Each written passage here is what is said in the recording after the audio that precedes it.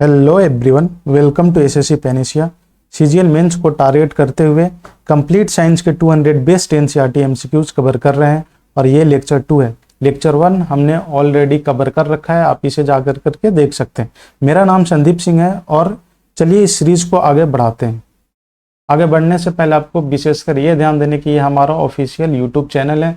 आप साथ में हमारे SSC Panacea official Telegram channel जरूर ज्वाइन करें, क्योंकि इस लेक्चर के इम्पोर्टेंट पीडीएफ या आगे आने वाले जितने भी लेक्चर्स आएंगे उसके पीडीएफ या आपको स्टडी से रिलेटेड जितने भी नोटिस इन्फॉर्मेशन या पीडीएफ सब कुछ आपको ऑफिशियल चैनल पे टेलीग्राम पे मिलेगा। तो आप जो मस्ट ज्वाइन करें, क्योंकि मैक्सिमम ग्रोथ हमारे आपको SSC Panacea official Telegram channel से ही मिलेगा।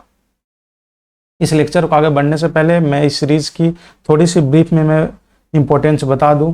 हम 200 बेस्ट एनसीईआरटी क्वेश्चंस कर रहे हैं। इसमें आपको कंप्लीट क्वेश्चंस के साथ साथ में आपको हम थ्योरी बिल्ड करते हैं थ्रू एमसीक्यू। जो भी क्वेश्चंस आते हैं उसको उस टॉपिक को पहले हम कंप्लीटली डिकोड करते हैं। इसके बाद में ना ही आपको कोई भी टेक्स्ट पढ़ने की नीड हो जाती है या फिर आपके कोई भी क्वेश्चंस लगाने की नीड होती है। आप कंप्लीट उस क्वेश्चन से उस पार्टिकुलर टॉपिक थ्योरी को आप सिर्फ कंप्लीट कवर कर सकते हैं यहाँ से।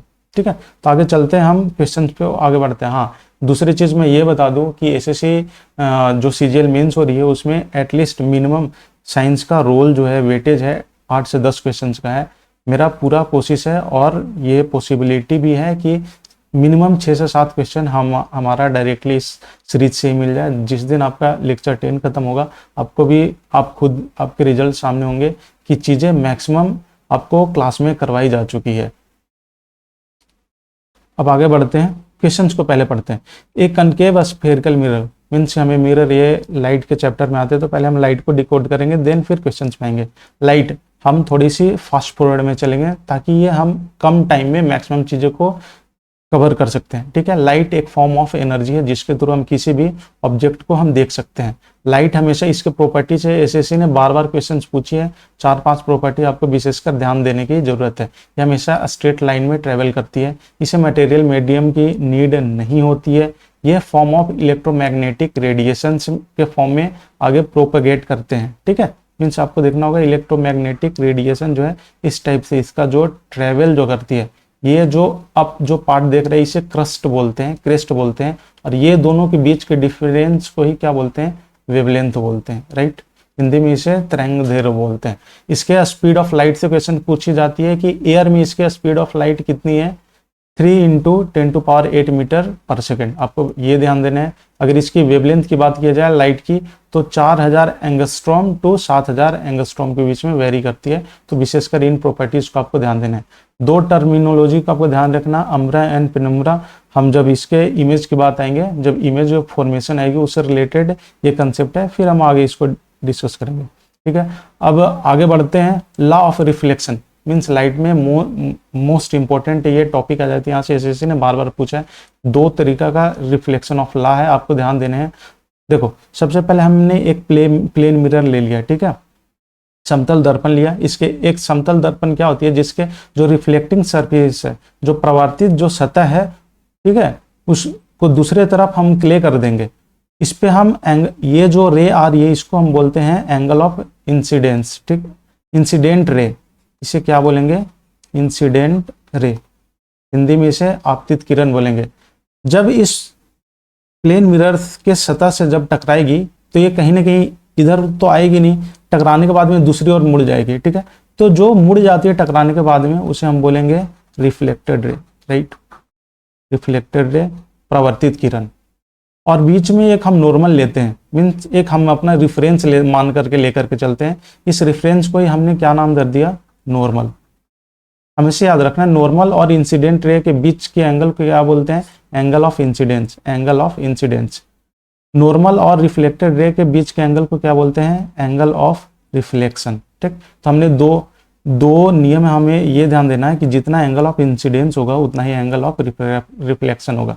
अगर ये आपको दे दिया 30 डिग्री तो एंगल ऑफ रिफ्लेक्शन भी आपके 30 डिग्री ही होगा। राइट, अब आगे दूसरा चलते हैं। All rays and normal incident at a point in a plane, एक ही सतह में कोई भी सतह में इसके इंसिडेंट रे, रिफ्लेक्टेड रे और नॉर्मल सारे के सारे एक ही सतह में एक ही बिंदु पर लाइज करेंगे। ठीक है, तो ये दो चीजें आपको विशेषकर ध्यान देने हैं। अब देखना है यहाँ पे डेल्टा क्या है। डेल्टा, जिसे हम डेल्टा को हम क्या लिख सकते हैं, angle of deviation. Angle of deviation, देखो ये जो इंसिडेंट रहते आ तो रही थी पर स्ट्राइक करने के बाद में दूसरे डायरेक्शन में मुड़ गई। पर ये आपको ध्यान देना है कि जो ओरिजिनल इसके पाथ है, जो ओरिजिनल पाथ और को कितना से डेविएशन हुआ है उसी को क्या हम बोलेंगे, एंगल ऑफ डेविएशन। आपको सिंपली ये ध्यान देने हैं कि रिफ्लेक्टेड रे प्लस जो इंसिडेंट रे का जो एक्सटेंडेड लाइन है उसके बीच की एंगल को एंगल ऑफ डेविएशन बोलते हैं। इसको हम डेल्टा से डिनोट करेंगे। आप समझो कि कोई भी जो स्ट्रेट लाइन है उसकी टोटल एंगल कितनी होती है, 180 डिग्री होती है। तो इसे हम क्या लिख सकते हैं, और angle I plus angle R plus angle of deviation equal to 180 degree. Most important, ACC ने इस पे एटलीस्ट 2 बार क्वेश्चन पूछे। तो ये तीनों चीजों को ध्यान देना। जब बात आती है मिरर की, तो कहीं ना कहीं जब रिफ्लेक्शन होती है तो रिफ्लेक्शन के बाद में इमेज का फॉर्मेशन होता है। ठीक है, इमेज का फॉर्मेशन क्वेश्चन ऐसे पूछ सकता है कि इमेज फॉर्मेशन में कौन सा रे रिस्पॉन्सिबल है। तो हमेशा याद रखना, रिफ्लेक्टेड रे, परावर्तित किरण इमेज को फॉर्मेशन में रिस्पॉन्सिबल होता है। ये 2 तरह के होते हैं। First one is real and second one is virtual. Real क्या होते हैं, रियल इमेज उसे बोलते हैं कि जब एंगल ऑफ इंसिडेंस मीन्स कि आपतित किरण प्लेन मिरर से टकराने के बाद में, कोई भी मिरर से टकराने के बाद में जब वो रिफ्लेक्टेड हो जाती है, मीन्स कि जब वो रिफ्लेक्ट कर जाती है उसके बाद में कहीं पे मिलता हुआ प्रतीत होता है। अगर एक्चुअल में अगर रिफ्लेक्टेड रे मीट कर रही है तो रियल इमेज का फॉर्मेशन करेगा। ठीक है, अगर अपीयर टू मीट हो, मीन्स ऐसा हम महसूस होगा कि आगे चल करके वो मिल रही है, तो उसे हम क्या बोलेंगे, वर्चुअल इमेज बोलेंगे। 2 इंपॉर्टेंट है, रियल जो रहेगा हमेशा इन्वर्टेड होगी। ठीक है, जो वास्तविक है वो हमेशा इन्वर्टेड होगी, उल्टा होगी। ठीक, और इसे हम स्क्रीन पर ऑब्टेंड कर सकते हैं, मीन्स स्क्रीन पर इसे उतारा जा सकता है। Virtual, appear to meet. अब जैसे क्या है ना कि ये प्लेन मिरर में देखो हमेशा इमेज हमेशा कहाँ पे बनती है, मिरर के अंदर में बनती है।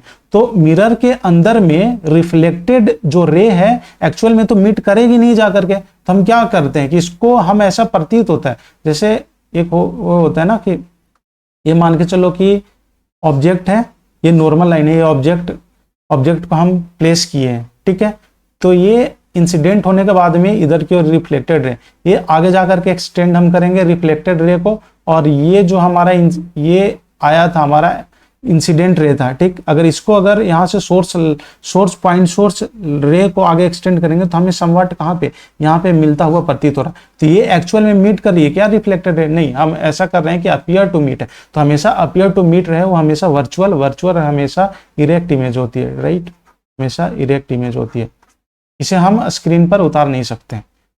ये चीजें आपको ध्यान देने हैं। आगे चलते हैं। मिरर को हम 2 पार्ट में डिवाइड किए हैं। एक प्लेन मिरर है, स्फेरिकल मिरर, जिसका अगर रिफ्लेक्टेड सरफेस पैरेलल हो, मीन्स कि जिसका रिफ्लेक्टेड सरफेस प्लेन हो उसे प्लेन मिरर बोलेंगे।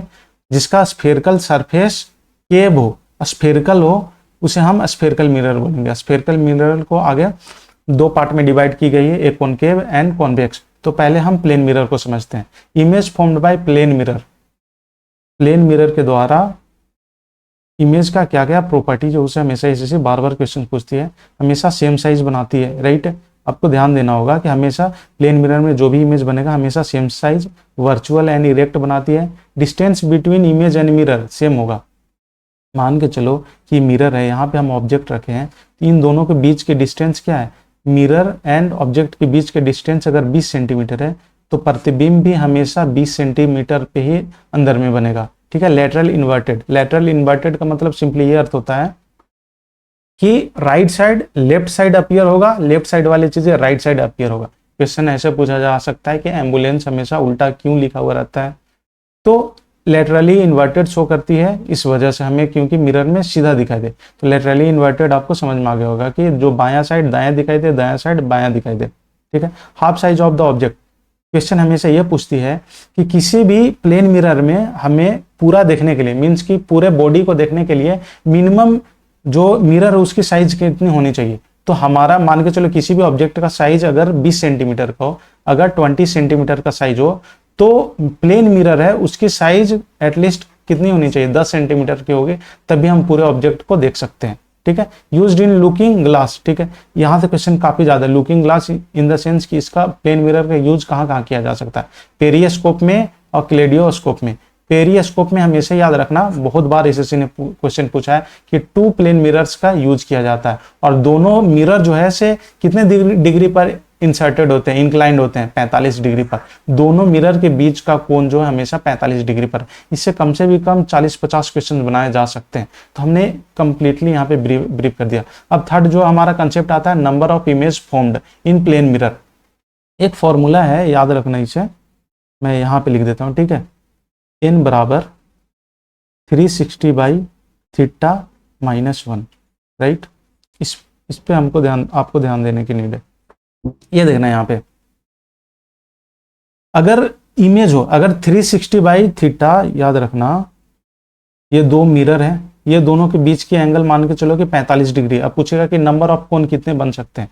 अगर 360 बाई थीटा अगर इवन नंबर आ रहा हो, ठीक, तो हमेशा इसको -1 से माइनस कर देना है, तो number of image formed in plane mirror आ जाएंगे।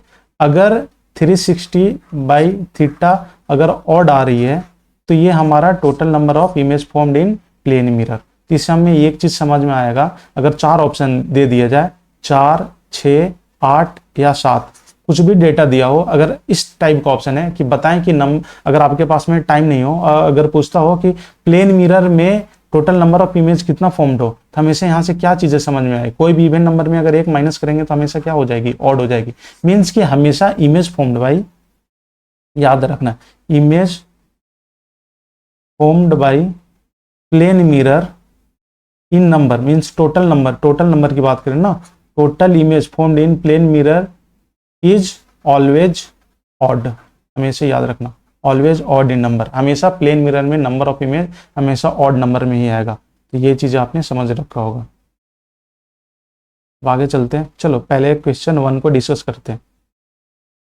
हमारा क्वेश्चन 1 क्या कह रहा है, a concave spherical mirror has a radius of curvature 30 centimetre, an object was placed 15 centimetre away from the pole on the principal axis, choose the correct option from the position, size and nature of the image formed. हमने इस lecture में plane mirror को decode किया है, next lecture में हम spherical mirror को हम डिकोड करेंगे। सबसे पहले याद रखना होगा कि रेडियस ऑफ कर्वेचर, ये देखो यहाँ, ये हमारा क्या है, स्फेरिकल मिरर है। अगर ये सरफेस को अगर क्लियर कर देते हैं तो ये हमारा कॉनकेव मिरर हो गई, राइट। जो बीच की लाइन है इसे प्रिंसिपल एक्सिस कहते हैं, इसको पी बोलेंगे, और ये हमारा फोकस, ये हमारा फोकस हो गई, और ये हमारा रेडियस सेंटर ऑफ कर्वेचर हो गई। अब क्या बोल रहा है कि एक concave spherical mirror has a radius of curvature. Radius of curvature किसके बोलते हैं, वक्रता त्रिज्या, किसको बोलेंगे, ये हमारा centre of curvature plus principal के बीच की दूरी को हम क्या बोलेंगे, सेंटर ऑफ कर्वेचर, इसे हम आर से डिनोट करते हैं, राइट।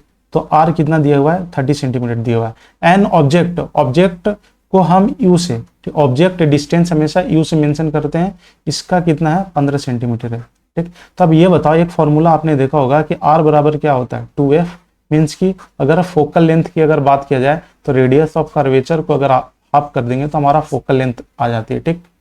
तो हमारा यू कितना है, 15 सेंटीमीटर, अगर हम फोकल लेंथ भी हम निकालेंगे तो कितना हो गया, 15 सेंटीमीटर। मीन्स कि हमारा जो ऑब्जेक्ट है कहाँ पे रखा हुआ है, फोकस पे रखा हुआ है। और हम ये जानते हैं कि अगर कोई भी कॉनकेव मिरर में अगर ऑब्जेक्ट को हम फोकस पे रखेंगे तो इसका इमेज हम कहाँ पे बनती है, इन्फिनाइट पे बनती है, और इसका साइज क्या होता है, इनलार्ज होता है, राइट, इनलार्ज होता है। हमेशा याद रखना, अगर साइन कन्वेंशन अगर पढ़ोगे, ये जो मिरर है, मिरर के जो लेफ्ट साइड वाले जितने भी नोमेनक्लेचर है सारे पॉजिटिव, सारे हम निगेटिव में लेते हैं, और मिरर के जो अंदर वाले पार्ट हो, जो भी अगर नोमेनक्लेचर आते हैं उसे हम पॉजिटिव साइंस में लेते हैं, ठीक है। तो हम देखेंगे तो यू हमेशा किधर, मिरर के अंदर तो नहीं रखते हैं, यू हमेशा मिरर के बाहर ही रखते हैं। बाहर रखना मीन्स कि हमेशा यू का जो साइन ऑटोमेटिक हमेशा अंडरस्टूड होती है क्या, माइनस के साथ में माइनस के साथ में। आर भी हमेशा इसका रेडियस ऑफ कर्वेचर भी क्या होगा, निगेटिव में होगा। तो ये चीज साइन कन्वेंशन आएगी, वहां पे ध्यान देना है। बेसिकली हमें इसका पोजीशन से हमें ध्यान देना है। तो जो दो चीज हमें समझ में आ गया ना, अब ऑप्शन पढ़ते हैं। ये बताओ, यहाँ पे हमने ऑब्जेक्ट रखा था, ठीक है, इसका यू डिस्टेंस कितने थे, -15 सेंटीमीटर। इसके इमेज कहाँ बने हैं, इन्फिनिटी पे। कैसा बना है, जितने ऑब्जेक्ट है उससे काफी ज्यादा इनलार्ज बना है। हमेशा मैंने क्या बताया था कि कॉनकेव मिरर में, याद रखना, कॉनकेव मिरर में हमेशा क्या बनाता है, real and inverted image. Real and inverted image सिर्फ एक्सेप्शनल कब, जब पी एंड एफ के बीच में जब ऑब्जेक्ट रखे जाए तो हम आपको वर्चुअल एंड इरेक्ट शो करता है, ठीक है। पर जब हम फोकस पे रखते हैं तो हमेशा अगर मिरर के लेफ्ट साइड बनाए तो हमेशा रियल बनाएगा, और रियल बनाएगा तो क्या होगा, इन्वर्टेड होगी, ठीक। तो हम ऑप्शन देखते हैं पहले, बिहाइंड द मिरर नहीं, एट इन्फिनिटी, राइट, एक ऑप्शन तो हो गए, यही ऑप्शन से हमें इलिमिनेट कर ली। इन्फिनिटी पे बनेगा, हाईली इनलार्ज होगा, रियल एंड इन्वर्टेड। तो आपको आई होप इससे काफी सारे क्वेश्चन निकल सकते हैं और आपको समझ में भी आ गई होगी। अब नेक्स्ट क्वेश्चन पे चलते हैं।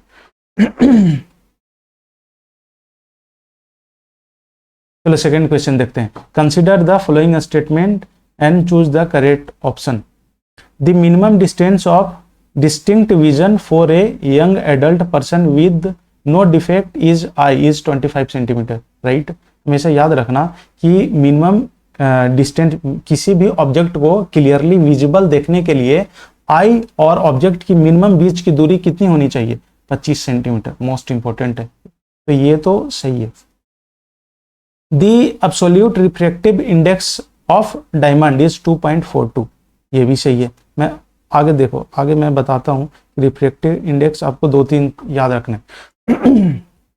रिफ्रैक्टिव इंडेक्स क्या होते हैं, रिफ्रैक्टिव इंडेक्स को हम म्यू से डिनोट करते हैं। ये आपका है रिफ्रैक्शन ऑफ लाइट का पार्ट है, रिफ्रैक्शन ऑफ लाइट। कोई भी ऑब्जेक्ट में, ये मान के चलो, ये हम एक रेफरेंस के लिए ले लेते हैं, ये हमारा है रेयरर, ये है डेंसर। दो मीडियम है, दो मीडियम को डिफरेंशिएट हम एक रेफरेंस से कर रहे हैं, तो इधर वाले को हम रेयरर बोलेंगे, इधर वाले मान के चलो डेंसर है, ठीक। अगर बीच की लाइन, अगर ये हम नॉर्मल लाइन लेते हैं, ये हमारा कौन सा रे है, इंसिडेंट रे, ठीक, इंसिडेंट रे है। अगर इंसिडेंट रे है, ये स्ट्राइक के बाद में हमेशा याद रखना, अगर रेयरर से डेंसर में आ रहे हो तो टुवार्ड्स किधर की ओर बेंड होगी, टुवार्ड्स नॉर्मल लाइन, टुवार्ड्स। अगर रेयरर से, याद रखना है यहाँ पे, रेयरर से अगर डेंसर में चलते हैं, रेयरर टू डेंसर में अगर चलेंगे तो हमेशा कहाँ पे, towards, towards normal, towards normal, ठीक है।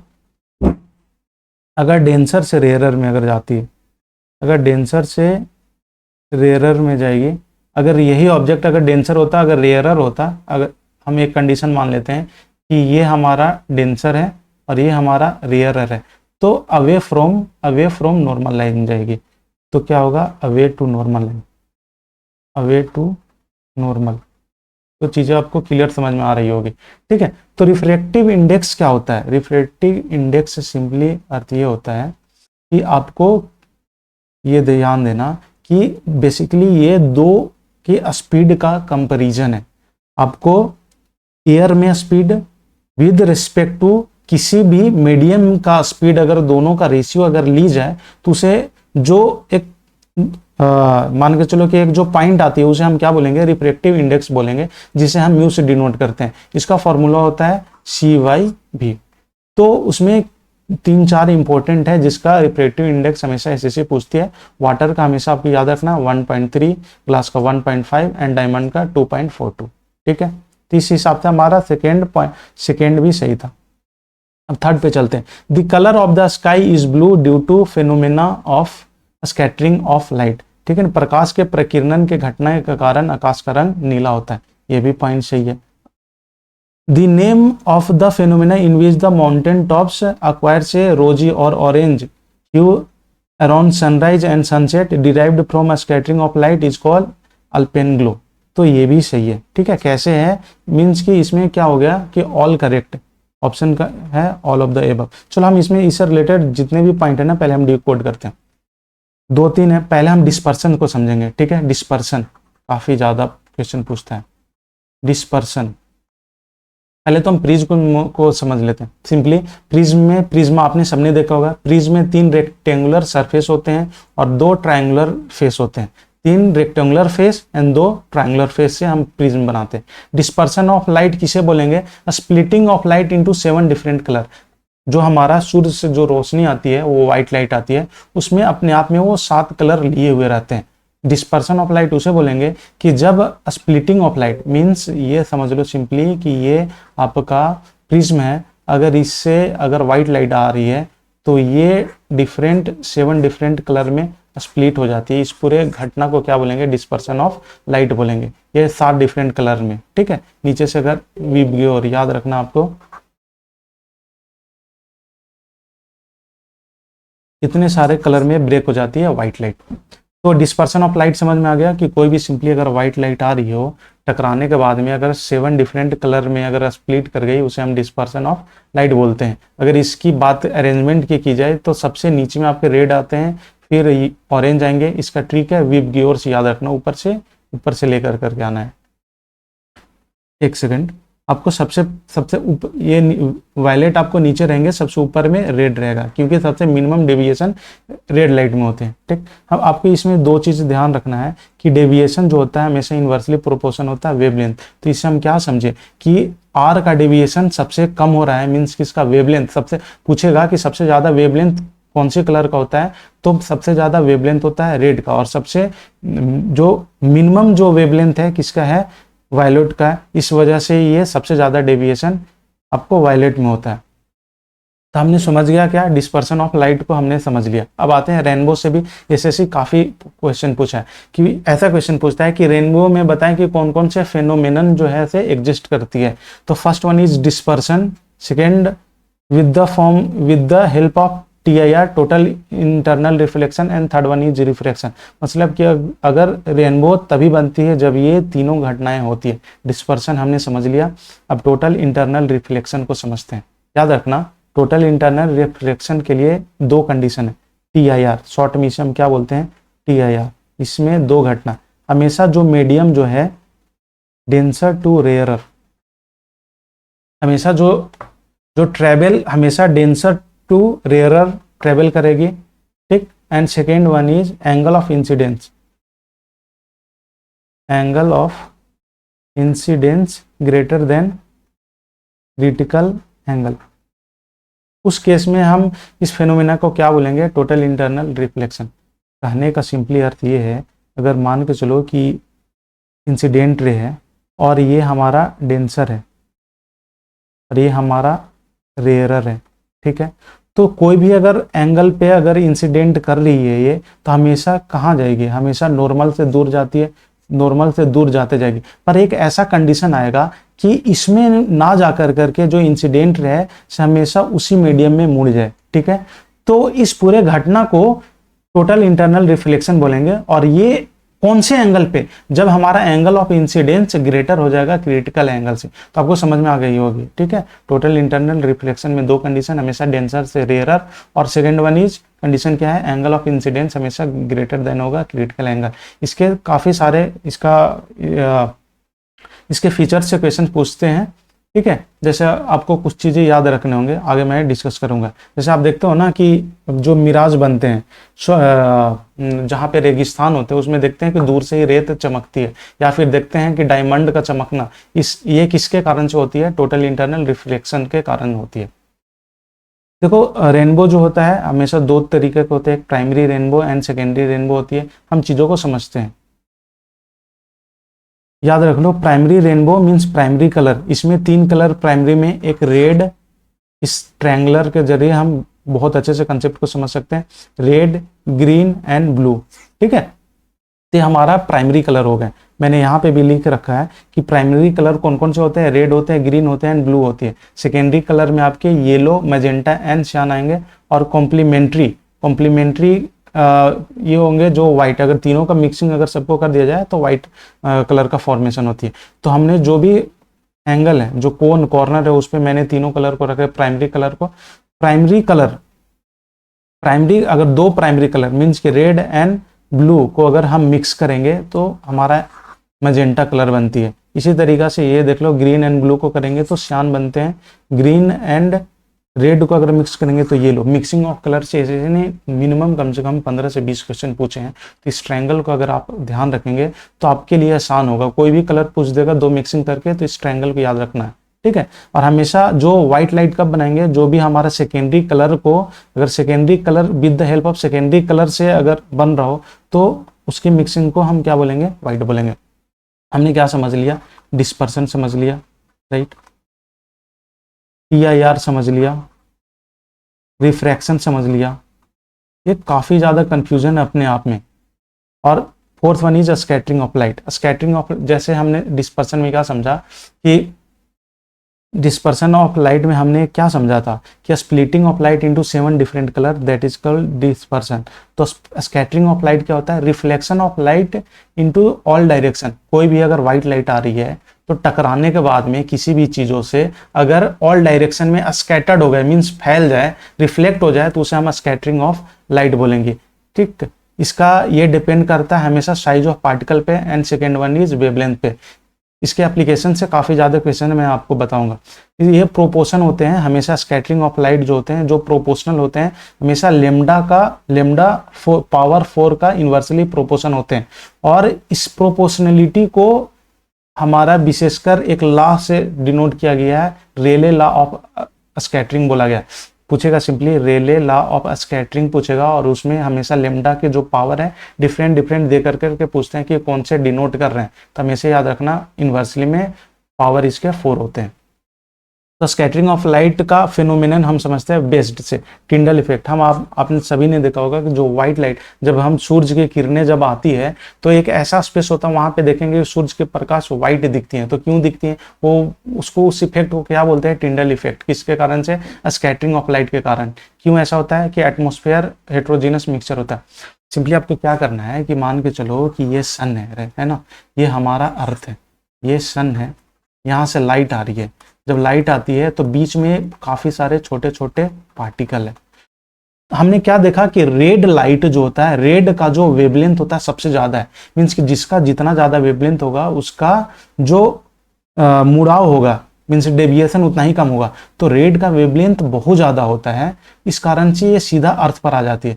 पर जिनका वेवलेंथ कम होता है, क्या होता है कि आपस में ये पार्टिकल से टकराते चलते, ये आएगा आगे बढ़ा, फिर टकरा करके इसका लाइट चारों डायरेक्शन में आएगा, फिर ये आगे लाइट बढ़ा, फिर ये चारों डायरेक्शन में टकरा करके आगे बढ़ा। तो वही बोल रहा है कि टिंडल इफेक्ट जो होता है एटमॉस्फेरिक हेट्रोजीनस, क्योंकि जो हमारा एटमॉस्फेयर है काफी सारे पार्टिकल से मिल करके बने होते हैं। और मिक्सचर हमेशा 2 तरीके का होता है, होमोजीनस, हेट्रोजीनस। तो ये सारे डिफरेंट पार्टिकल को, मिक्सचर को ही क्या बोलते हैं, हेट्रोजीनस। तो ये हमेशा हेट्रोजीनस एटमॉस्फेरिक मिक्सचर होती है, इस कारण से टिंडल इफेक्ट कहलाता है।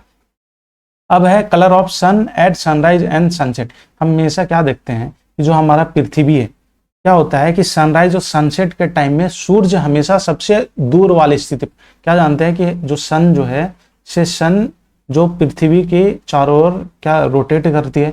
तो जब मॉर्निंग या जब शाम की इवनिंग का टाइम होती है तो सूर्य की दूरी पृथ्वी से सबसे मैक्सिमम दूरी पर आती है, राइट। तो जब वहां से जब 7 डिफरेंट कलर जब ले करके आ रही है, तो जो रास्ते में जितने भी पार्टिकल है उसे टकराती है, पर उसमें वेवलेंथ सबसे ज्यादा किसकी होती है, रेड का। तो रेड का जो लाइट है ना, से पूरा का पूरा पृथ्वी तक आ जाती है। इस वजह से हमेशा सनराइज और सनसेट के टाइम पे सूर्य हमेशा लाल दिखती है। अब समझ में आया इसका कंसेप्ट। अब देखो दूसरा क्वेश्चन क्या पूछता है कि colour of sky is blue. Blue का कलर क्या होता है कि वेवलेंथ इसका कम होता है। तो जब इसके पार्टिकल, जब इसका जो रे है आगे ट्रेवल करती है तो इसके पार्टिकल एक दूसरे से टकराते हैं। टकराने के बाद में ये स्कैटर्ड हो जाती है चारों डायरेक्शन में, जिस कारण से जो ब्लू का जो कलर है से पार्टिकल से टकरा करके चारों डायरेक्शन में फैल जाती है। इस कारण से हमारा कलर ऑफ स्काई ब्लू दिखता है। किसके कारण से, phenomena based on scattering of light. हमने ये भी समझ लिया। अब डायरेक्ट क्वेश्चन पे आते हैं। हमारा क्वेश्चन क्या था, हमने ये चीजें मिनिमम 25, अभी हमने रिफ्लेक्टिव इंडेक्स भी देख लिया। Colour of sky due to scattering of light, ये भी सही था।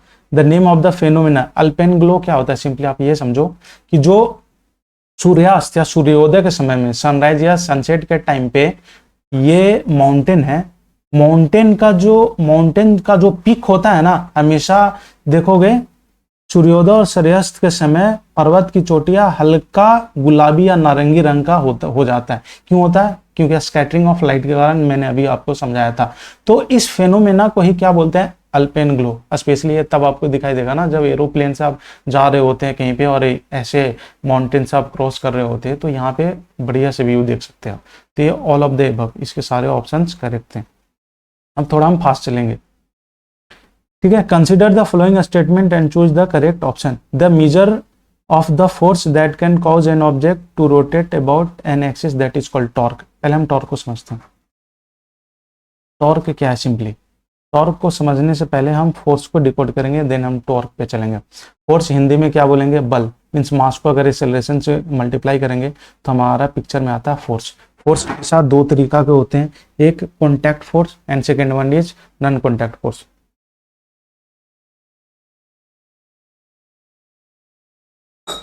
सॉरी, अब ये देखना, कॉन्टैक्ट फोर्स किसके बोलेंगे? मीन्स कि वैसा फोर्स जिसमें एक दूसरे का जो बॉडी हो कॉन्टैक्ट में हो, उसे हम कॉन्टैक्ट बोलेंगे। And second one is non contact, जिसमें दो बॉडी आपस में जिसका कोई भी कनेक्शन ना हो, स्टिल फोर्स अगर एग्जर्ट हो रहे हैं, उसे नॉन कॉन्टैक्ट फोर्स बोलेंगे।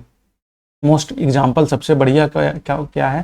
Friction force. फ्रिक्शन तभी पिक्चर में आएगी जब उसके सतह एक दूसरे के कांटेक्ट में होती है। नॉन कांटेक्ट फोर्स में हमने पिछला लेक्चर में पढ़ा था, इलेक्ट्रोस्टैटिक फोर्स, मैग्नेटिक फोर्स, ये सारे नॉन कांटेक्ट फोर्स में आते हैं। ये फोर्स हमेशा वेक्टर क्वांटिटी होती है, इसकी एएसआई यूनिट न्यूटन होती है। मीन्स फोर्स से जितने क्वेश्चन पूछे जा सकते हैं ना, मैं क्विक रिव्यू आपको दे रहा हूँ, ठीक है। इसका अगर बात किया जाए इसके एसआई यूनिट की, इसके न्यूटन हो गए, सीजीएस यूनिट इसका डाइन होती है। एक न्यूटन बराबर कितने होते हैं? 10⁵ डाइन होते हैं।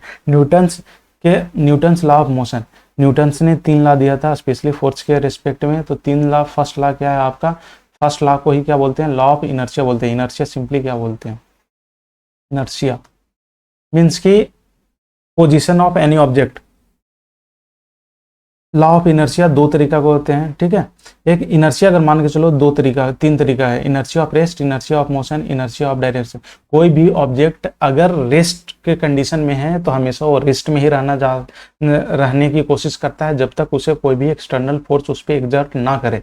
अगर ऑब्जेक्ट अगर मोशन में हो तो हमेशा उसकी जो रफ्तार है हमेशा मोशन में होती है जब तक उस पर अगर कोई एक्सटर्नल फोर्स एग्जर्ट ना करे।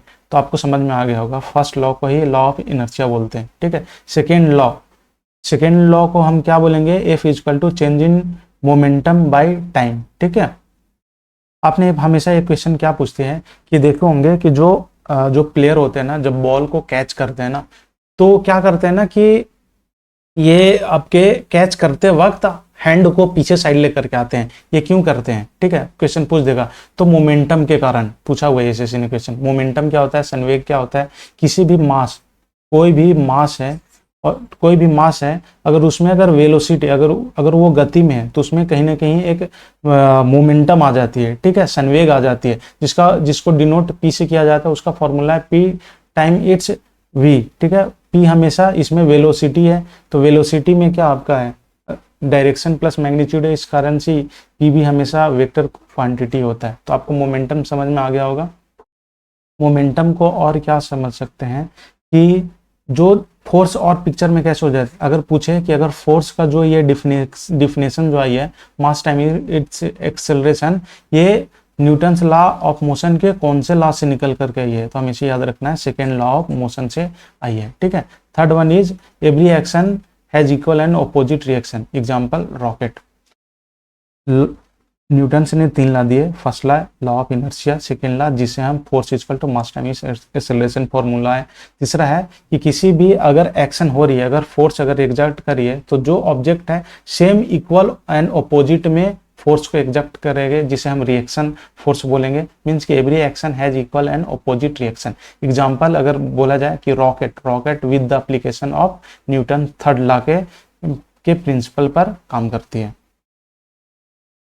अब मोस्ट इंपॉर्टेंट है, फ्रिक्शन को हम समझते हैं, फ्रिक्शन को डिकोड करते हैं, राइट। फ्रिक्शन क्या होता है? फ्रिक्शन को हम यहाँ पे समझते हैं। फ्रिक्शन इसको हम बोलेंगे ओपोजिंग फोर्स। ओपोजिंग फोर्स, कोई भी अगर फोर्स किसी भी ऑब्जेक्ट पर लग रही है, ठीक, तो उस सतह पर अगर लग रही है तो उस सतह का जो पार्टिकल है वो हमेशा उस फोर्स को ओपोज करने की कोशिश करेगी, एग्जर्ट करने की कोशिश करेगी अपोजिट डायरेक्शन में। तो वो जो रुकाव है उसी को हम क्या बोलेंगे, फ्रिक्शन बोलेंगे। तो friction is nothing but oppose the relative motion, है ना। ये हमेशा जो मोशन, अगर कोई भी अगर बॉडी अगर मोशन में हो, मोशन अगर ऑब्जेक्ट हो, सिंपली मान लो कि एक गेंद हो, गेंद मोशन में हो, तो वहां पे दो बॉडी आ रहे हो कांटेक्ट में, एक object first one is ball के surface and second one is ground के सरफेस, तो एक दूसरे के रिस्पेक्ट में मोशन में है, मीन्स इसी को तो रिलेटिव मोशन बोलते हैं ना, एक दूसरे के रिस्पेक्ट में मोशन को ही रिलेटिव मोशन बोलते हैं। तो ये फ्रिक्शन हमेशा अपोज करती है किसको, रिलेटिव मोशन को। फ्रिक्शन हमेशा दो तरीके के होते हैं, first one is static and second one is kinetic. यहाँ से भर भर के एसएससी ने क्वेश्चन पूछता है, इसको आपको समझने की नीड है। स्टैटिक फ्रिक्शन फोर्स किसे बोलेंगे, देखना सिंपली एक फ्रेश डायग्राम लेते हैं हम यहाँ पे। ये मान के चलो कि ऑब्जेक्ट है, एक बॉल रखा हुआ है। अगर ये बॉल रखा हुआ है तो ये क्या रिलेटिव मोशन में है, क्या मोशन में है, नहीं है। फिर भी अगर कोई बोला जाए कि इस पे क्या फ्रिक्शन लग रही है, तो फ्रिक्शन लग रही है, फ्रिक्शन के कारण ही ये रुका हुआ है, ठीक है। अब इसमें एक क्या होगा इसमें कि फ्रिक्शन जो लगी हुई है, इसमें दो पार्ट में हमने डिवाइड किया, एक स्टैटिक और दूसरी काइनेटिक। तो स्टैटिक फ्रिक्शन फोर्स किसे बोलेंगे कि जब ये बॉडी कोई भी अगर रेस्ट में हो तो वहां पे फ्रिक्शन हमेशा स्टैटिक फ्रिक्शन लगेगा, ठीक है। इसे दूसरा नाम क्या दिया गया, सेल्फ एडजस्टिंग फ्रिक्शन भी बोला गया। अब ये देखना बॉडी पर, इसको मान के चलो कि मूव कराने के लिए जब इसको हम इस पे फोर्स लगा रहे हैं, फोर्स, ये बड़ा सा चट्टान है, जब इस पे हम फोर्स लगा रहे हैं, फोर्स किसमें, अगर हम 40 किलो न्यूटन फोर्स लगाएं फिर भी ऑब्जेक्ट नहीं बढ़ रहा है, 50 किलो न्यूटन फोर्स लगाएं फिर भी नहीं ऑब्जेक्ट बढ़ रहा है। इसका मतलब कि जो हम फोर्स लगा रहे हैं ना, तो इसका जो दोनों के बीच का है जो फ्रिक्शन वो अपोज कर रही है रिलेटिव मोशन को। तो वहां पे जो फ्रिक्शन पिक्चर में आ रही है उसी को हम क्या बोलेंगे, स्टैटिक फ्रिक्शन फोर्स बोलेंगे, ठीक है। तो उसे हम ये बॉडी रेस्ट में रहती है और इसको सेल्फ एडजस्टिंग फोर्स भी बोलेंगे। इसका वेरिएबल कौन कौन से है, डिपेंड ऑन अप्लाइड फोर्स। ये देखना कि जब हम 40 किलो न्यूटन लगा रहे हैं फिर भी ये मूव नहीं कर रही है, 50 लगाया है फिर भी मूव नहीं किया। पर एक पॉइंट ऐसा आएगा, एक फोर्स हम ऐसा अप्लाइड करेंगे जिसके बाद में ना ये बॉडी मूव करना स्टार्ट हो जाएगा। तो हमने सिंपली क्या देखा यहाँ पे कि हमारा जो वेरिएबल है, जो फ्रिक्शन फोर्स है, जो स्टैटिक फ्रिक्शन फोर्स है, किस पे डिपेंड कर रही है, अप्लाइड फोर्स पे डिपेंड कर रही है। इसका फॉर्मूला Fs बराबर म्यू एस इंटू एन है, एन नथिंग बट नॉर्मल। देखो ज्यादा डेप्थ में नहीं जाएंगे, बस इतना याद रखना आपको फॉर्मूला। स्टैटिक फ्रिक्शन फोर्स का फॉर्मूला होता है म्यू एस, ठीक है, ये कांस्टेंट टर्म है, इनटू नॉर्मल। अब काइनेटिक फ्रिक्शन फोर्स किसको बोलेंगे, जब ये अगर मोशन में आ गया, ये मोशन में आ गया तो उसे हम क्या बोलेंगे, काइनेटिक फ्रिक्शन फोर्स। ये दो तरीका के होते हैं, एक sliding and second one is rolling friction. Rolling कब होगा, स्लाइड मतलब स्लाइड करना है ना, घसीट कर करके चलना। रोलिंग मतलब कंप्लीटली रोल करना, एक स्लाइडिंग हो गया and second one is rolling. जिस तरह से स्टैटिक फ्रिक्शन फोर्स में जो कांस्टेंट थे उसे म्यू एस बोलते थे, इसी का काइनेटिक फ्रिक्शन फोर्स में जो कांस्टेंट टर्म है उसको हम एफ के बोलेंगे। इसका भी अगर पूछा जाए कि काइनेटिक फ्रिक्शन फोर्स का फॉर्मूला क्या है, म्यू के इंटू एन, ये कोफिशिएंट ऑफ फ्रिक्शन बोला जाता है। हमेशा याद रखना, फ्रिक्शन फोर्स का ये पूछता है हमेशा कि कौन ग्रेटर है, static friction force, sliding friction force and rolling friction force में। फ्रिक्शन का मतलब हमने सिंपली ये समझा कि ओपोज करना, ठीक। तो जब तक स्टैटिक में था सबसे ज्यादा ओपोज कहाँ पे कर रहा है फोर्स को, जब तक स्टैटिक, जब तक रुका हुआ है उसमें कितना भी फोर्स लगा लो फिर भी वो आगे नहीं बढ़ रहा है। तो मीन्स कि स्टैटिक फ्रिक्शन फोर्स का वैल्यू सबसे ज्यादा होगा। देन फिर कब होगा, स्लाइडिंग में, और रोलिंग में तो कंप्लीटली रोल करेगा। तो ये सीक्वेंस को याद रखना है, यहाँ से काफी क्वेश्चन पूछे जाते हैं, पहले स्टैटिक फिर स्लाइडिंग फिर रोलिंग। आपको कंसेप्ट भी समझ में आ गई होगी। क्वेश्चन पे बढ़ते हैं। तो दी मेजर, अब टॉर्क को हम समझते हैं। टॉर्क इज नथिंग बट, कोई भी अगर torque with the angular motion, अगर किसी भी बॉडी में अगर हम फोर्स को अगर अप्लाइड कर रहे हैं और उसमें अगर एंगुलर मोशन अगर आ जाती हो, ठीक है ना, उसी को हम क्या बोलेंगे, टॉर्क बोलेंगे। टॉर्क को हम किस चीज से डिनोट करते हैं, टाउ से डिनोट करते हैं, ठीक। एफ टाइम इट्स एस, इसका फॉर्मूला ये होता है। सिंपली ये मान लो कि ये ऑब्जेक्ट यहाँ पे दिया गया है, यहाँ पे अगर हम कोई भी फोर्स लगा रहे हैं, ठीक, और इसके बीच अगर ये अगर मूव कर रही है, अगर यहाँ पे फोर्स लगाया, मूव नहीं किया, अगर यहाँ पे अगर हमने अगर फोर्स लगा दिया,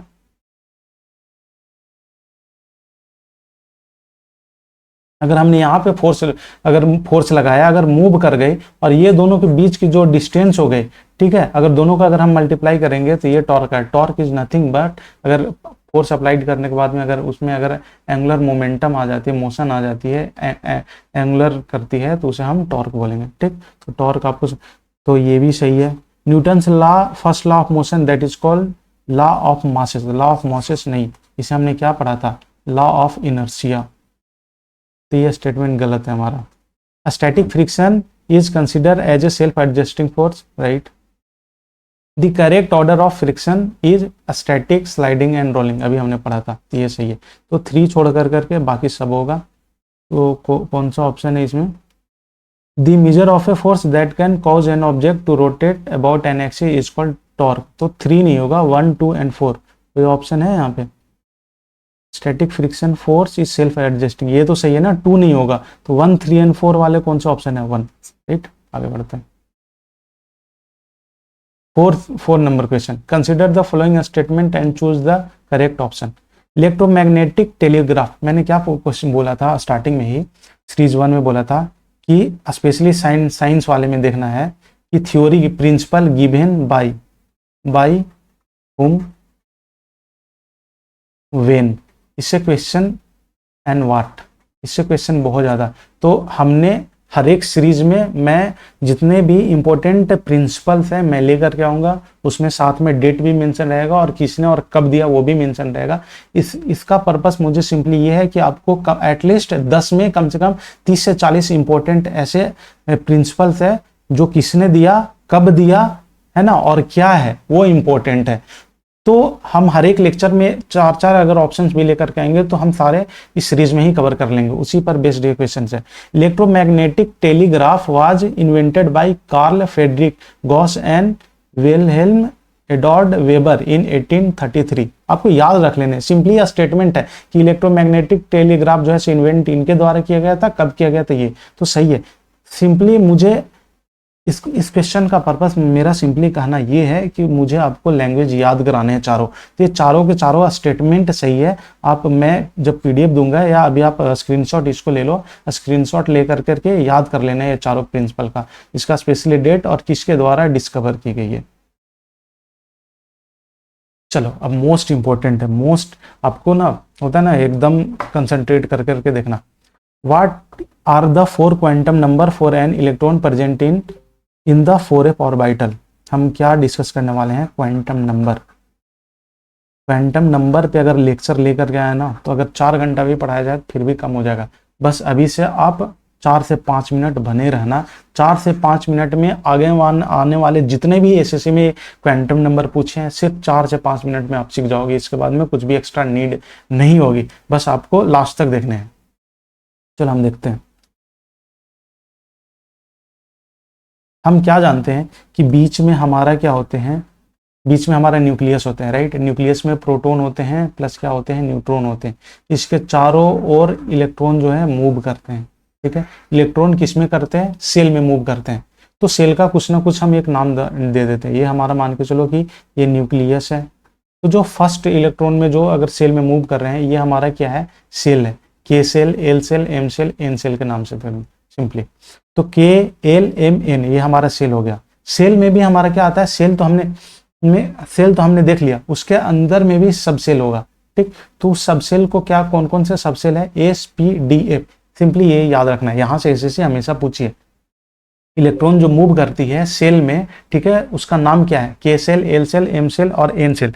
सेल के भी अंदर में काफी सारे सब सेल होते हैं, उसके नाम क्या है, एस पी डी एफ। हमेशा पूछता है क्या, सब सेल में ही में के। अब ये पूछ देगा कि एस सब सेल है, उसकी शेप क्या है। हमेशा इसका शेप स्फेरिकल होता है, पी का डबल होता है, डी का डबल डम्बल होता है और एफ का कॉम्प्लेक्स होता है। मीन्स कि इसका शेप मतलब एक सिंपल टाइप नहीं होता, काफी ज्यादा कॉम्प्लेक्स होती है, वेरी करते रहती है। तो यहाँ से एसएससी ने भर भर के क्वेश्चन पूछा है, आपको ध्यान रखना है।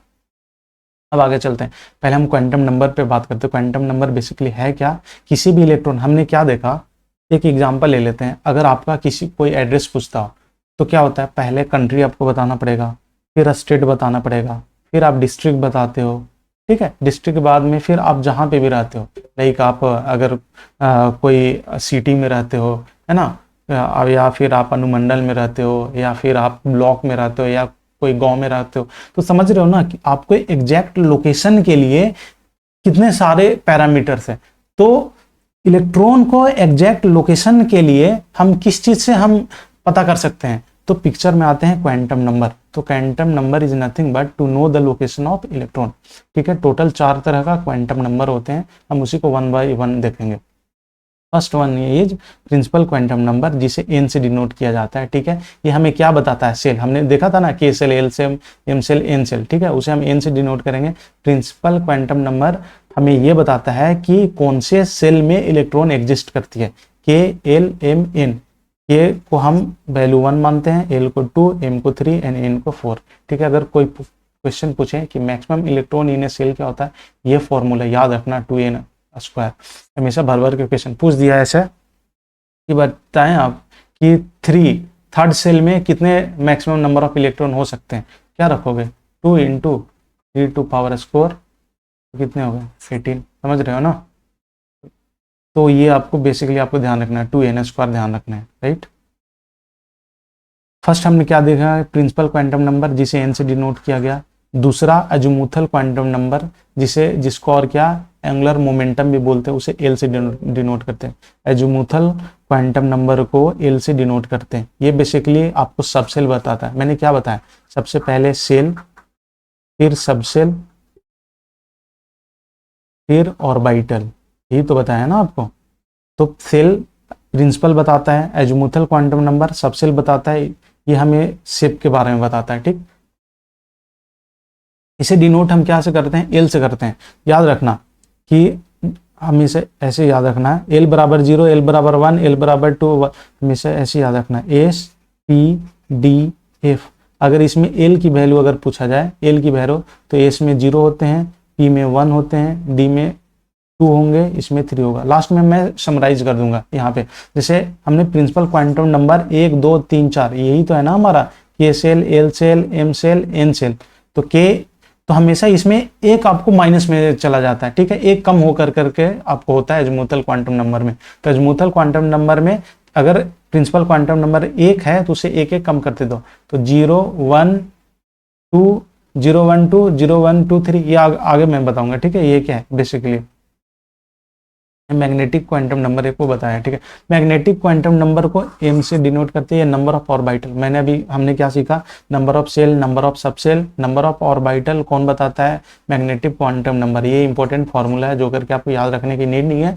मैं आपको एक पेनेसिया फार्मूला बताऊंगा, उसके थ्रू आप क्वांटम नंबर सारे के सारे निकाल सकते हैं। बेसिकली ये थ्योरी से जब क्वेश्चन पूछेंगे ना तो ये इंपॉर्टेंट आएगा। अगर पूछ दिया कि बताएं कि मैग्नेटिक क्वांटम नंबर को किससे डिनोट करते हैं, तो एम से डिनोट करते हैं। मैग्नेटिक क्वांटम नंबर क्या क्या दर्शाता है, नंबर ऑफ ऑर्बिटल दर्शाता है। इसके लिए थोड़ी सी थ्योरी भी हमें जानना जरूरी है। तो जो मैंने अभी हमने समझाया था अभी, एल हमारा क्या है ये देखना हमेशा। ये एक चीज को हमने समझा था, यहाँ पे समझो, एल क्या है, L S P D F, यही था ना, एस पी डी एफ था। तो हमने एस में क्या था, एस में हमारा क्या था, 0 था, राइट। पी में क्या था, यहाँ देखो ना, यहाँ देख लो, एस में क्या था, एस वाले में क्या था, 0 था, यहाँ देखना, एस में 0 था, पी में 1 था, डी में 2 था, एफ में 3 था। तो ये हमारा जो बताएगा मैग्नेटिक क्वांटम नंबर, जो हमारा बताएगा, अगर 0 है तो इसमें वैल्यू कितने हैं, एक ही तो है ना। और ये देखो हमेशा अगर ये इसमें कितना आएगा, इसमें, यहाँ से मैं आपको सिंपली समझाऊंगा आगे, ऐसे याद रखो, S P D F, L बराबर हमने क्या देखा था, S P D and F. S में क्या था 0, पी में 1, डी में 2, एफ में क्या था 3।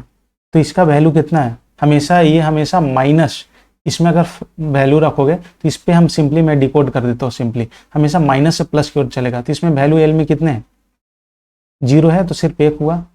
चलो पी में देखते हैं, अगर एम पूछा तो कितना है, हमेशा इसके माइनस से प्लस की ओर बढ़ना है। तो -1, 0 एंड 1, इसमें कितने हो गए टोटल, 3 ऑर्बिटल हो गए ना। अब डी में देखना 2 है, इसको भी लेकर चले, -2, -1 0 1 एंड 2, टोटल कितने ऑर्बिटल हो गए, 5 हो गए। एफ में कितने हैं, -3 -2 -1 0 1 2 एंड 3, वही चीज़ है, टोटल कितने 7। तो यही बताया है कि एस में total number of orbital 1, P में 3, डी में 5, एफ में 7। आपको रटना है रट लो, नहीं है रटना है तो आपको समझ में आ गई होगी चीज़ें। अब सबको हम मर्ज करेंगे। अब है fourth one is spin quantum number. हमने क्या देख लिया, सेल के बारे में सीख लिया, सब सेल, फिर नंबर ऑफ ऑर्बिटल, वो आपको मैग्नेटिक क्वांटम नंबर। पर जब हम इलेक्ट्रॉन को फिल करेंगे तो ये तो बताएगा ना, इलेक्ट्रॉन पहले तो एक कक्षा में मूव कर रही होगी, फिर सब कक्षाओं में मूव कर रही होगी, फिर ऑर्बिटल अपने अक्ष पर मूव कर रही होगी, फिर ये भी है ना कि स्पिन मतलब किधर की ओर, क्लॉकवाइज मूव कर रही है या एंटी क्लॉकवाइज मूव कर रही है। उस इलेक्ट्रॉन क्या होता है कि न्यूक्लियस के चारों ओर तो मूव करता ही है, साथ साथ में वो अपने अक्ष पर भी मूव करते हैं, या तो क्लॉकवाइज में मूव कर रहे हो या फिर एंटी क्लॉकवाइज में हो। तो वो कौन मेजर करता है, कौन सा क्वांटम नंबर, तो वही आपका स्पिन क्वांटम नंबर, जिसे हम एस से डिनोट करते हैं। अगर क्लॉकवाइज में सिंपली हम कोई भी, ऐसा कुछ नहीं हार्ड एंड फास्ट रूल, जो क्लॉकवाइज होगा उसे हम +½ से ही डिनोट करेंगे। हम एक ऐसा मान लेते हैं, एक अजम्पशन मान लेते हैं कि अगर क्लॉकवाइज करे तो +½ अगर एंटी क्लॉकवाइज करे तो -½ पॉली एक्सक्लूजन प्रिंसिपल ये देख लेना कब दिया गया है, 1925 में दिया गया है, ठीक है। पॉली एक्सक्लूजन प्रिंसिपल सिंपली ये बताता है कि कोई भी, मैंने क्या बताया कि कोई भी electron, all 4 quantum number note से, मीन्स कि किसी भी इलेक्ट्रॉन तो काफी सारे हैं, न्यूक्लियस के चारों ओर मूव कर रहे हैं, किसी भी इलेक्ट्रॉन का, है ना, किसी भी 2 इलेक्ट्रॉन का सेम चारों क्वांटम नंबर सेम नहीं हो सकता। ये किसने बताया था, पॉली एक्सक्लूजन ने। समझ रहे हो ना, मीन्स कि मान के चलो कि एक इलेक्ट्रॉन है, मान के चलो कि एक ये इलेक्ट्रॉन है और एक ये इलेक्ट्रॉन है, ये दोनों न्यूक्लियस के चारों ओर मूव कर रहा है, तो इन दोनों इलेक्ट्रॉन का चारों प्रिंसिपल जो क्वांटम नंबर है सेम नहीं हो सकता। ये किसने बताया था, पॉली एक्सक्लूजन प्रिंसिपल ने बताया था। अब हम कंप्लीटली पेनिसिया, इतना अगर आपने कंसेप्ट सीखा होगा तो इसके थ्रू आप कोई भी क्वांटम नंबर को आप मेजर कर लोगे। तो क्या इतना याद आप कर सकते हो क्या, अगर क्वेश्चन अगर सामने एग्जाम में आती है तो इतना फुर्सत है कि आपके पास में निकालने के लिए, विद इन आपको 30 सेकेंड में कर लेना है। तो ये है हमारा ये panacea to write any quantum number, means कि कैसा भी क्वांटम नंबर आ जाए आप लिख सकते हो इस ट्रिक के माध्यम से।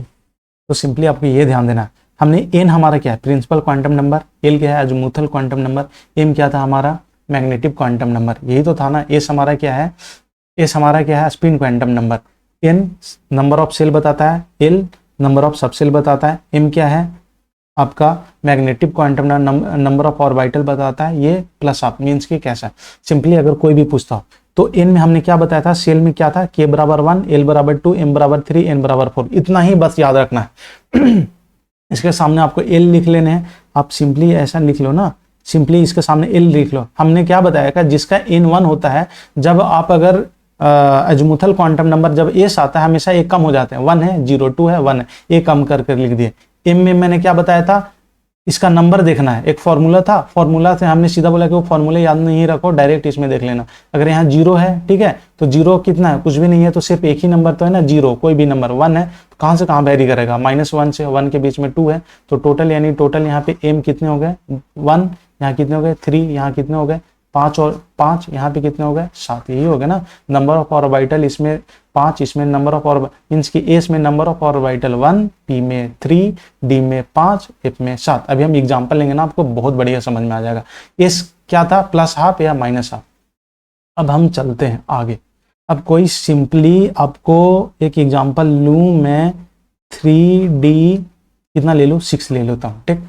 अब अगर ये दे दिया, अगर आपसे पूछता हो कि इसका बताएं कि चारों प्रिंसिपल क्वांटम नंबर क्या क्या होगा, एन क्या होगा, एल क्या होगा, एम क्या होगा, एस क्या होगा, क्या आप निकाल सकते हो क्या? जी हाँ, निकाल सकते हो। देख लेना 3D 6 है, ये देखो बेसिकली ये क्या बताता है आपकी, यही तो प्रिंसिपल क्वांटम नंबर है, यही तो पी है ना, पी कोई क्या, तो एन बराबर इसमें क्या हो गया 3 हो गया, राइट।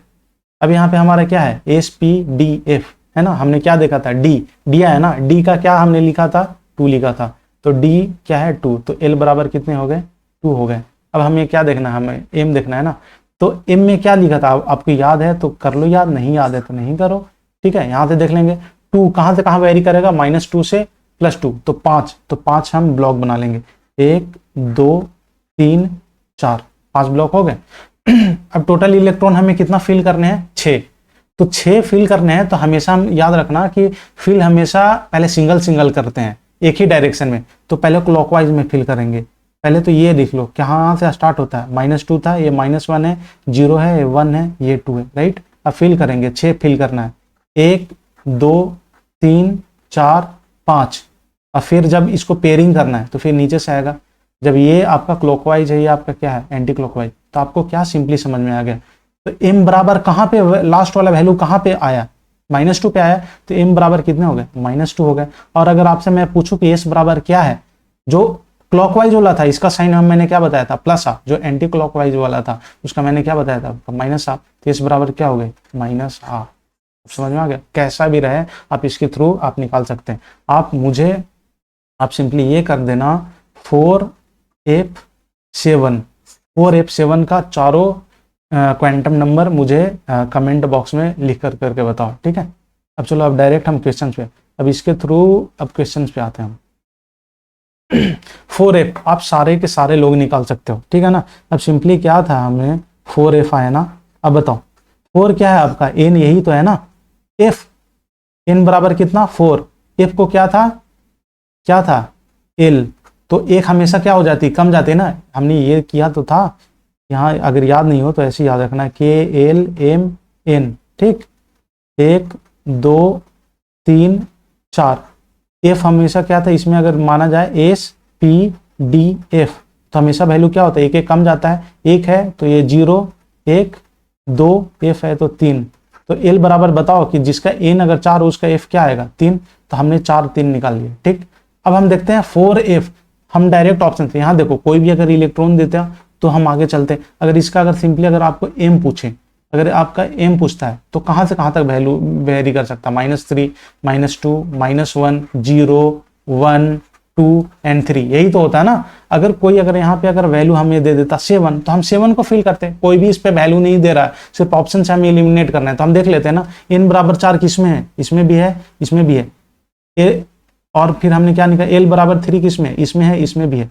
पर देखो तो ऑप्शन हमारे पास ये और ये ऑप्शन तो ऐसे ही कट गए। अब देखते हैं कि m बराबर है +1 और +4। अब बताओ हमेशा अगर f तो हमेशा 3 ही रहते हैं ना, 3 से ज्यादा हो सकते हैं क्या, नहीं हो सकते, m 4 हो सकते हैं, पर f हमेशा 3 ही रहेगा या 3 से कम रहता है, तो m तो कभी 4 हो ही नहीं सकता। तो ऑप्शन कट गया, सिर्फ ये ऑप्शन बचा। आप समझ गए।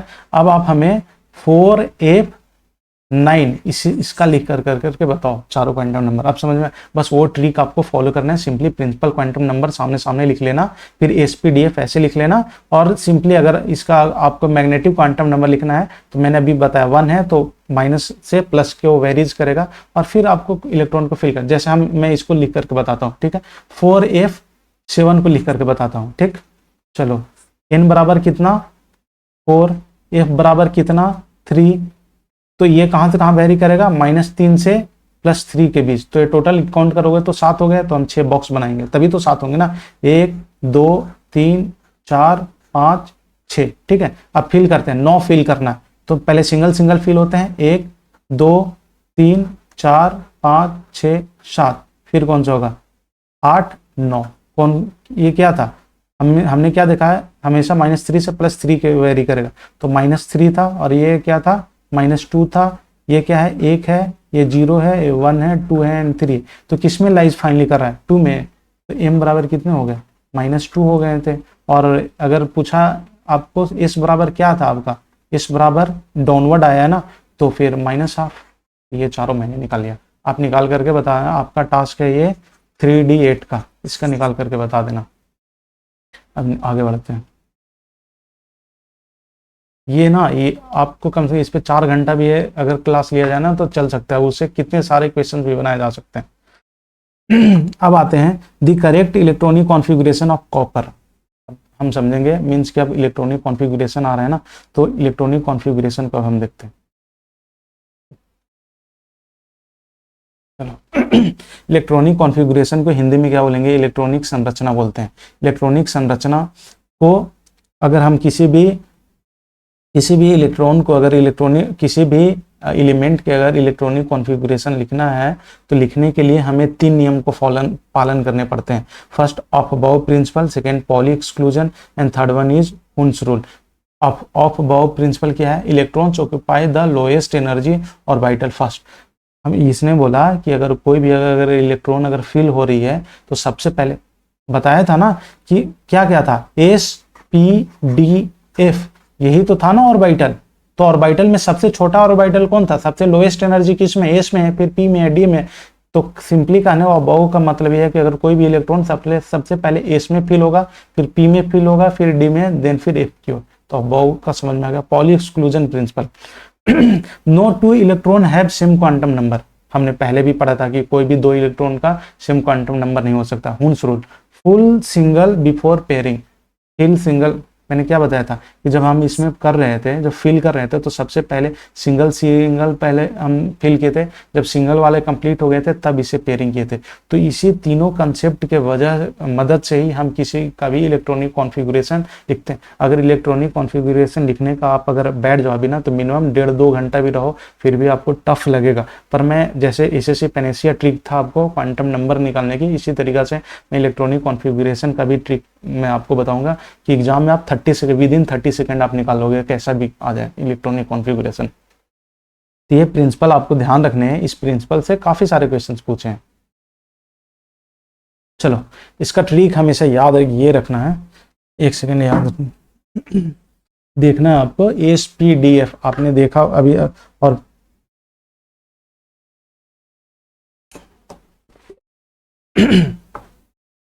एसपीडीएफ में सिंपली आपको क्या याद रखना है कि एस में था ना कि मैक्सिमम नंबर ऑफ इलेक्ट्रॉन कितने हो सकते हैं।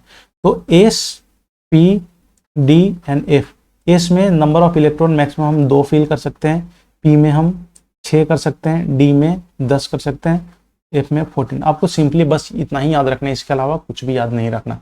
एस में 2 मैक्सिमम नंबर ऑफ इलेक्ट्रॉन को भर सकते हैं ना, मैक्सिमम नंबर ऑफ इलेक्ट्रॉन अगर पूछे एस ऑर्बिटल में कितने हैं तो 2, पी में 6, डी में 10, एफ में 14 मैक्सिमम। आपको देखो इलेक्ट्रॉनिक कॉन्फ़िगरेशन लिखने के लिए सिंपली आपको ट्रिक क्या है आपको देखना है, यहाँ पे समझना, आपको याद रखना है बस। ट्रिक क्या है? सिंपली पहले स्कूल, ठीक है, 2 याद रखना है। पहले एस को 2, हर चीज को हम 2 बार लिखेंगे, ठीक है। स्कूल हो गए, फिर आपको जल्दी से बना लेना है डायग्राम, पब्लिक स्कूल राइट, फिर दिल्ली पब्लिक स्कूल राइट। अब है फेवरेट दिल्ली पब्लिक स्कूल, बस आपका इतना आपने कर लिया। इसको करने में मुश्किल आपको 10 सेकंड लगेंगे, इतना कर लेते एग्जाम में आप आओगे। तो पहले अब सिंपली अगर पहले एस है उसको हम कितना पहले एक एक करके फिल कर दे। जब 1 एस फिल हो ही गया तो एस वाले को पहले हम फिल कर लेंगे, 1 है, इसके आगे कितने हो जाएंगे 2, फिर ये कितने हो जाएंगे एस वाले 3, फिर और देखो एस कहाँ है 3 के आगे क्या होगा एस वाले 4, फिर कौन से आएंगे एस वाले 5। समझ में आया ना? पहले हम एस वाले फिल करेंगे, ये देखना एस पी डी एफ है तो इसके आगे 1 2 3 4 पहले हम लिख लेंगे, क्योंकि एस का जो प्रिंसिपल क्वांटम नंबर 1 ही तो होता है ना। पी का क्वांटम नंबर पी किस में आएगा? 2 सेल में आएगा, डी किस में आएगा? 3 सेल में आएगा, एफ 4 सेल में। 1 2 3 4 हो गए ऐसे। अब बारी बारी से एस को मैंने फिल कर लिया, अब पी को भरेंगे। 2p हो गया तो यहाँ पे कितने आएंगे 3p होंगे, और देखो 3 के बाद में ये 3 यहाँ देखना 2 हो गए, ये 3 हो गए तो यहाँ पे कितने आएंगे 4p। इसी तरीका से हमने कंप्लीट भर लिया S P D F. Time ज़्यादा लग जाएगा, हमने यहाँ पे भर के रखा हुआ, आप मुश्किल से 15 से 20 सेकंड में आप भर लोगे। आप 3-4 बार प्रैक्टिस करना, आप भी कर लोगे। बस अगर इतना अगर आपको अगर आ गया करने के लिए तो आप इलेक्ट्रॉनिक कॉन्फ़िगरेशन किसी का भी लिख सकते हैं, सिवाय 2-3 एलिमेंट जो एक्सेप्शनल है उसका, क्योंकि एसएससी बार बार या कोई भी एग्जामिनेशन होता है अगर एक्सेप्शनल से क्वेश्चन ज़्यादा पूछते हैं। चलो, तो मैं आपको निकाल कर करके बताता हूँ, किसी का भी आप ले लो। चलो निकल का ही लेते हैं ना, निकल किसी का भी इलेक्ट्रॉनिक कॉन्फ़िगरेशन निकालने के लिए हमें इसका एटॉमिक नंबर याद रखना है। एटॉमिक नंबर को हम जेड से डिनोट करते हैं। एटॉमिक नंबर इसका कितना होता है 28 होते हैं, राइट। ठीक है, तो 28 को हम फिल करते हैं। तो सीक्वेंस हमारा यही तो है ना। अब देख लेते हैं, पहले 1:2 पहले लिख लेते हैं, 1:2, 2:2 ऐसे चलना है। देखना ऐसे चलेगा, ऐसे चलेगा ना 1:2, फिर ये भराएगा, फिर ये फिल होगा तो चलेंगे 1:2, 2:2, फिर और क्या है 2p, 3s, 3p, 4s, फिर और क्या बच गया 4s के बाद में 3d। अब देख लेते हैं कि 28 हमें कितना भरना है, 28 ही तो भरना है ना। एस में मैक्सिमम 2 होते हैं, 2 2 6 2 2, ये कितना आएगा, पी में 6 आएगा, फिर 2 आएगा और डी में देख लेंगे, पहले काउंट कर लेते हैं। 2 2 4 6 4 10 2 12 6 18 2 20, हमें कितना है टोटल 28 फिल करना है, 20 फिल हो गया, तो डी में कितना आएगा 3d8। अब समझ में आया। तो अगर कोई भी पूछता हो कि अगर इसका इलेक्ट्रॉनिक कॉन्फ़िगरेशन निकल का क्या है, तो आपने लिख लिया सिंपली। अब आप हमें क्रोमियम का लिख करके बताओगे, अभी क्रोमियम का इलेक्ट्रॉनिक कॉन्फ़िगरेशन क्या होगा, ठीक है। लास्ट वाले सिर्फ कर देना, लास्ट वाले क्या आएगा, ठीक है। जैसे इसमें 3d8 लास्ट में है। अब देखना, हमेशा मैंने क्या बताया था, इसमें विशेषकर इसे और अरेंज भी कर सकते हैं, या आपका ये भी सही है पर इसको अरेंज कर देंगे, ठीक है, विद द मतलब इंक्रीजिंग ऑर्डर के आधार पर। ये देखना 1:2 2:2 देख रहे हैं ना, ये नंबर ऑफ एनर्जी बढ़ते क्रम में इंक्रीजिंग ऑर्डर में लिखा गया है ना, 1 2 3 3, यहाँ तो देखो यहाँ पे 4 3 आ गया। तो इसको हम सिंपली ऐसे भी कर सकते हैं, 3p6 लिखने के बाद में हम पहले 3 वाला एक साथ ले आएंगे ना, 3d8 फिर 4s2 आएगा। ऐसे कोई एग्जाम में आपको ऐसे भी लिखा दिख सकता है, ऐसे भी दिख सकता है, कोई दिक्कत नहीं है। तो आप हमें क्रोमियम को लिख करके बताएंगे। इसके मदद से आप कोई भी इलेक्ट्रॉनिक कॉन्फ़िगरेशन किसी भी एलिमेंट का निकाल सकते हैं, सिवाय एक्सेप्शन को छोड़ के। 3 एक्सेप्शन है, आपको याद रखने हैं, क्योंकि क्वेश्चन उससे बार बार हमेशा पूछे जाते हैं। फर्स्ट वन इज आपका एक्सेप्शन कौन सा हो गया, क्रोमियम, ठीक है, chromium. And second one is copper and third one is platinum, ठीक। तो हम देखेंगे पहले क्रोमियम, आपको हम फिल करवा करके दिखाते हैं आपको, एक सेकेंड। चलो क्रोमियम को देखते हैं, राइट। क्रोमियम को देखें, क्रोमियम का कितना होता है, 24 होता है ना। चलो 24 को हम फिल करवाते हैं, 1:2 2:2 2p6 3:2 3p6, ठीक, 4:2, यही तो होगा ना, काउंट करो, 2 2 4 6 4 10 2 12 6 18 2 20, अब 4 बचे हैं, तो 3d4 है ना, 24 हो गए। तो क्या ये सही है क्या, मैंने क्या बोला था कि 3 एक्सेप्शन है, एक्सेप्शन को ही सिर्फ याद रखना आपको। एक क्रोमियम एक्सेप्शन है, second one is copper exception है, और third one is platinum exception है। तीनों का आपको एटॉमिक नंबर भी याद रखना है, इसका 29 और इसका 46, राइट। तो इसमें क्या होता है ना, सिंपली क्या होता है कि इसका जो भी एक इलेक्ट्रॉन है ना, लाइक जो इसका एक इलेक्ट्रॉन है से उठ कर करके इसका एक इलेक्ट्रॉन उठ कर करके आ जाता है, किसमें, इसमें आ जाता है, ठीक है। हम आपको कॉपर के एग्जांपल से आपको समझाएंगे। इसका उठ कर करके इसमें, मीन सिंपली कहने का अर्थ ये है कि क्रोमियम का जो इसका जो 2 वाले हैं ना, ये 2 आप इलेक्ट्रॉन देख रहे हैं, ये टोटल उठ कर करके डी में आपको ऐड हो जाता है, समझ रहे हो ना। तो 3d6 हो जाएगा क्रोमियम का। तो ये आपका यहाँ पे 4s0a हो जाएगा, ठीक है। अब चलो कॉपर को लिख करके देखते हैं, 1:2 2:2 2p6 3:2 3p6 4:2 3d। अब बताओ कितने हो गए थे, यहाँ 20 हो गए थे, टोटल कितना चाहिए था, या 9 चाहिए था, है ना। तब देखना मैंने क्या बताया था कि क्रोमियम कॉपर भी आपका एक्सेप्शन में है, तो इसे फिल होने के लिए कितने चाहिए होता है, 10 चाहिए होता है ना। इसमें से क्या होगा, डी में मैक्सिमम कितने 10 है, इससे बाहर तो जाने, ऐसे उठने के लिए तो टोटल 2 इस पे आकर उठ जाता, पर ये पॉसिबल नहीं है, क्योंकि डी में मैक्सिमम इलेक्ट्रॉन कितना हमको लेकर के रखना है, कैपेसिटी इसकी 10 की है। तो यहाँ से सिंपली क्या होगा, ये हटेगा यहाँ से, इसका 4s1 3d10। तो मीन्स कि कॉपर का इलेक्ट्रॉनिक कॉन्फ़िगरेशन क्या हो जाएगा, इसको और अरेंज करके लिख दो, 3d10 4s1, ये है, राइट। तो ये आपको प्लेटिनम का भी उसी तरीके से, क्या प्लेटिनम के केस में क्या होगा, आपको ये जो दोनों इलेक्ट्रॉन देख रहे हैं ना, उठ कर करके आपको ऐड हो जाते हैं 10 में, ठीक है। यहाँ देखना इस तरीके से 40 काउंट कर लेना, इसमें जो 2 इलेक्ट्रॉन है उठ कर करके डी में ऐड हो जाएंगे और 5s0 हो जाएंगे। तो एक्सेप्शन तीनों को याद रखना। अब डायरेक्ट क्वेश्चन पे आते हैं। चलो, दी करेक्ट इलेक्ट्रॉनिक कॉन्फ़िगरेशन, ठीक है, 3d आर्गन तक कितने हो गए, है ना, निकेल आर्गन कॉपर जिंक। तो आर्गन तक कितने आपके हो गए, ये आपके 28 तक तो दिया हुआ है, ठीक है ना। अभी यहाँ तक देखो, यही तो हमने पढ़ा था ना कि कॉपर वाले केस में आना क्या चाहिए था, 4s2 एंड 3d9 आना चाहिए था, पर मैंने क्या बताया कि इसमें से कंप्लीटली ये फिल हो जाता है, ये क्या हो जाता है 3d10 एंड 4s1।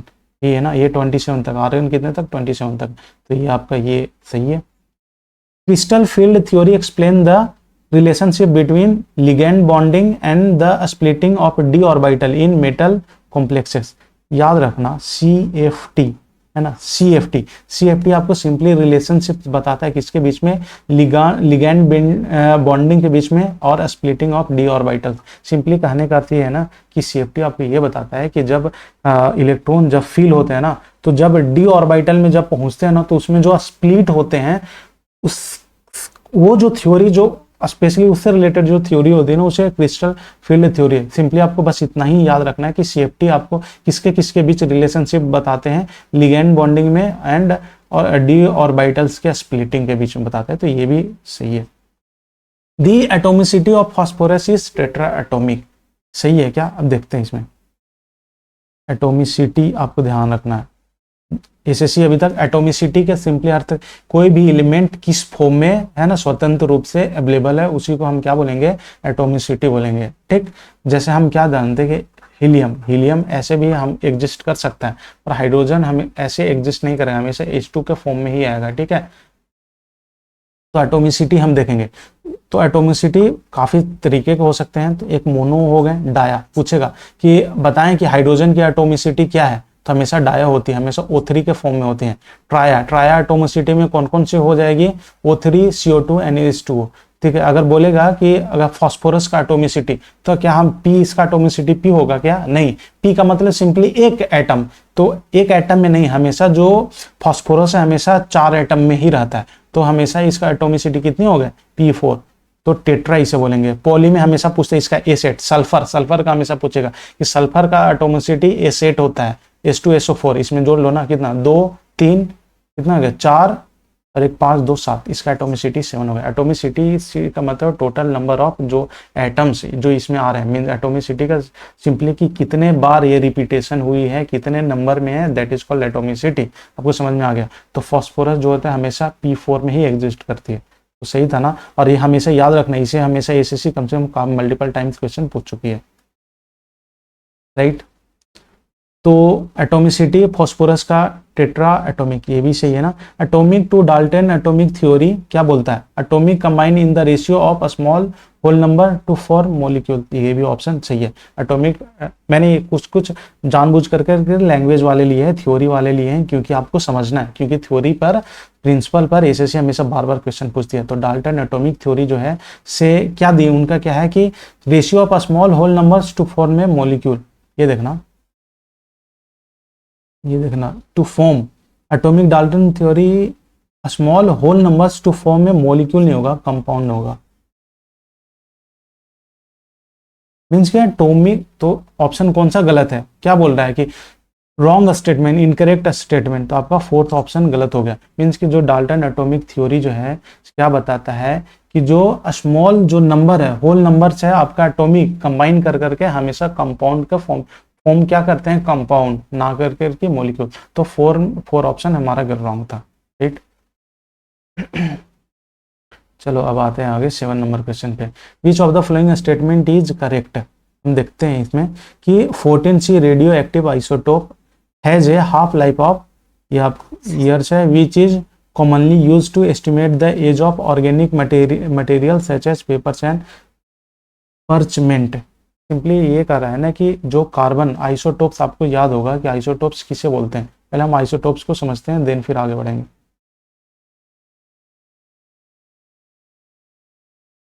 कुछ आइसोटोप्स को हम यहाँ पे ध्यान दे देते हैं।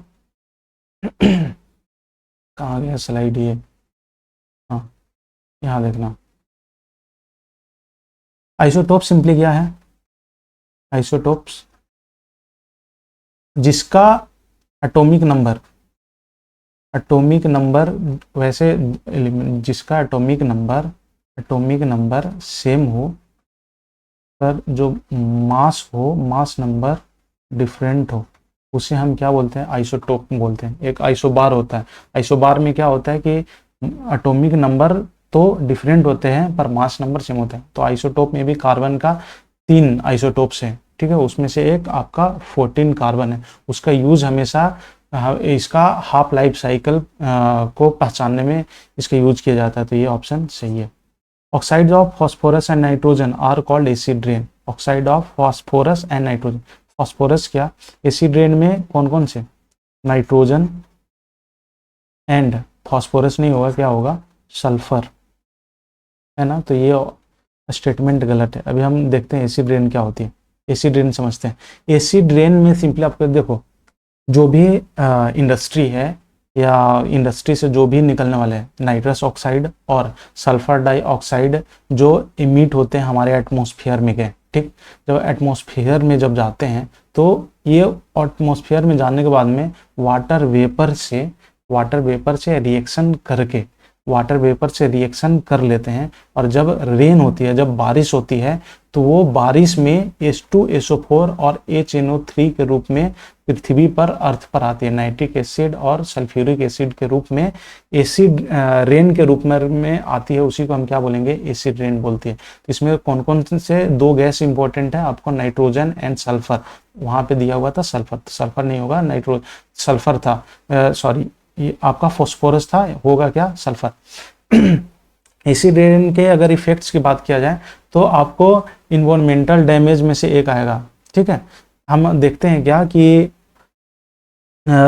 इन्वायरमेंटल डैमेज में क्या होगा कि हमारा जो एटमॉस्फेयर है ना, जो भी धीरे धीरे काफ़ी ज़्यादा एसिडिक होती जा रही है। तो बहुत ज़्यादा एसिडिक होना भी एटमॉस्फेयर इन्वायरमेंट काफ़ी ज़्यादा दिक्कत है। तो बहुत ज़्यादा टू मच एसिडिक किसके वजह से हो रही है, एसिड रेन की वजह से। आप दूसरा एग्जाम्पल ये देखते होंगे कि जो ताजमहल है उसका जो संगमरमर का स्पेशली जो पत्थर लगा हुआ वो ये लोइस होते जा रहा है, किसके कारण से, एसिड रेन की वजह से, ठीक है। हमारा रिस्पायरेटरी ऑर्गन पे भी ये काफ़ी ज़्यादा इसका इम्पैक्ट होता है।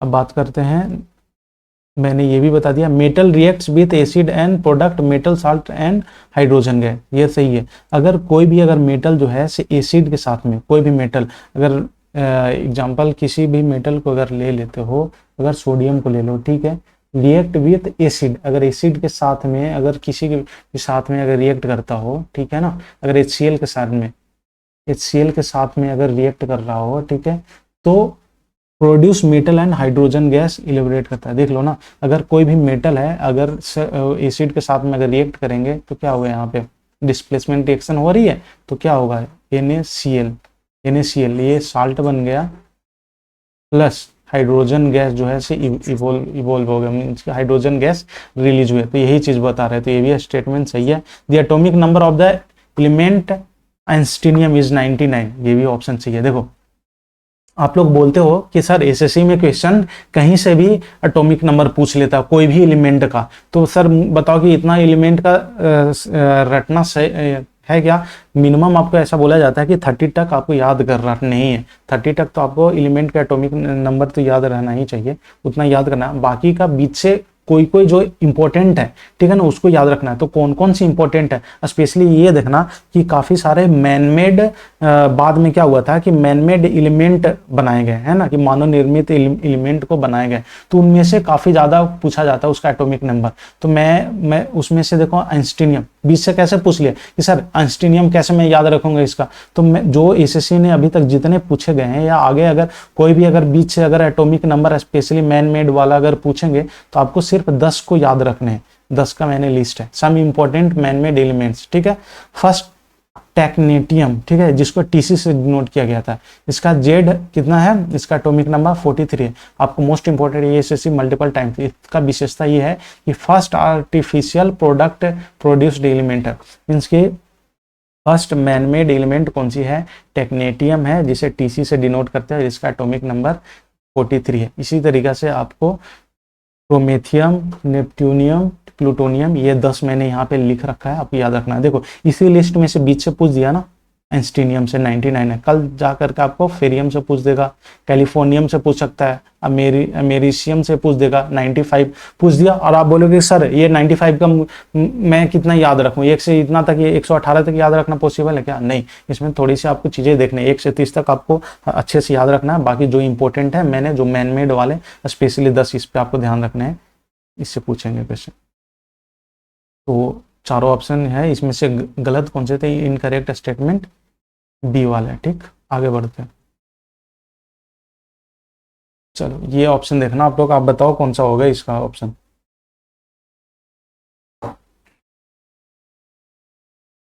मैच लिस्ट में देखते हैं, ठीक है। एक साइड में आपको एसिड है, दूसरे साइड में फूड सोर्सेस है, मीन्स कि कौन से फूड सोर्सेस में कौन से एसिड मिलते हैं। चलो हम देखते हैं।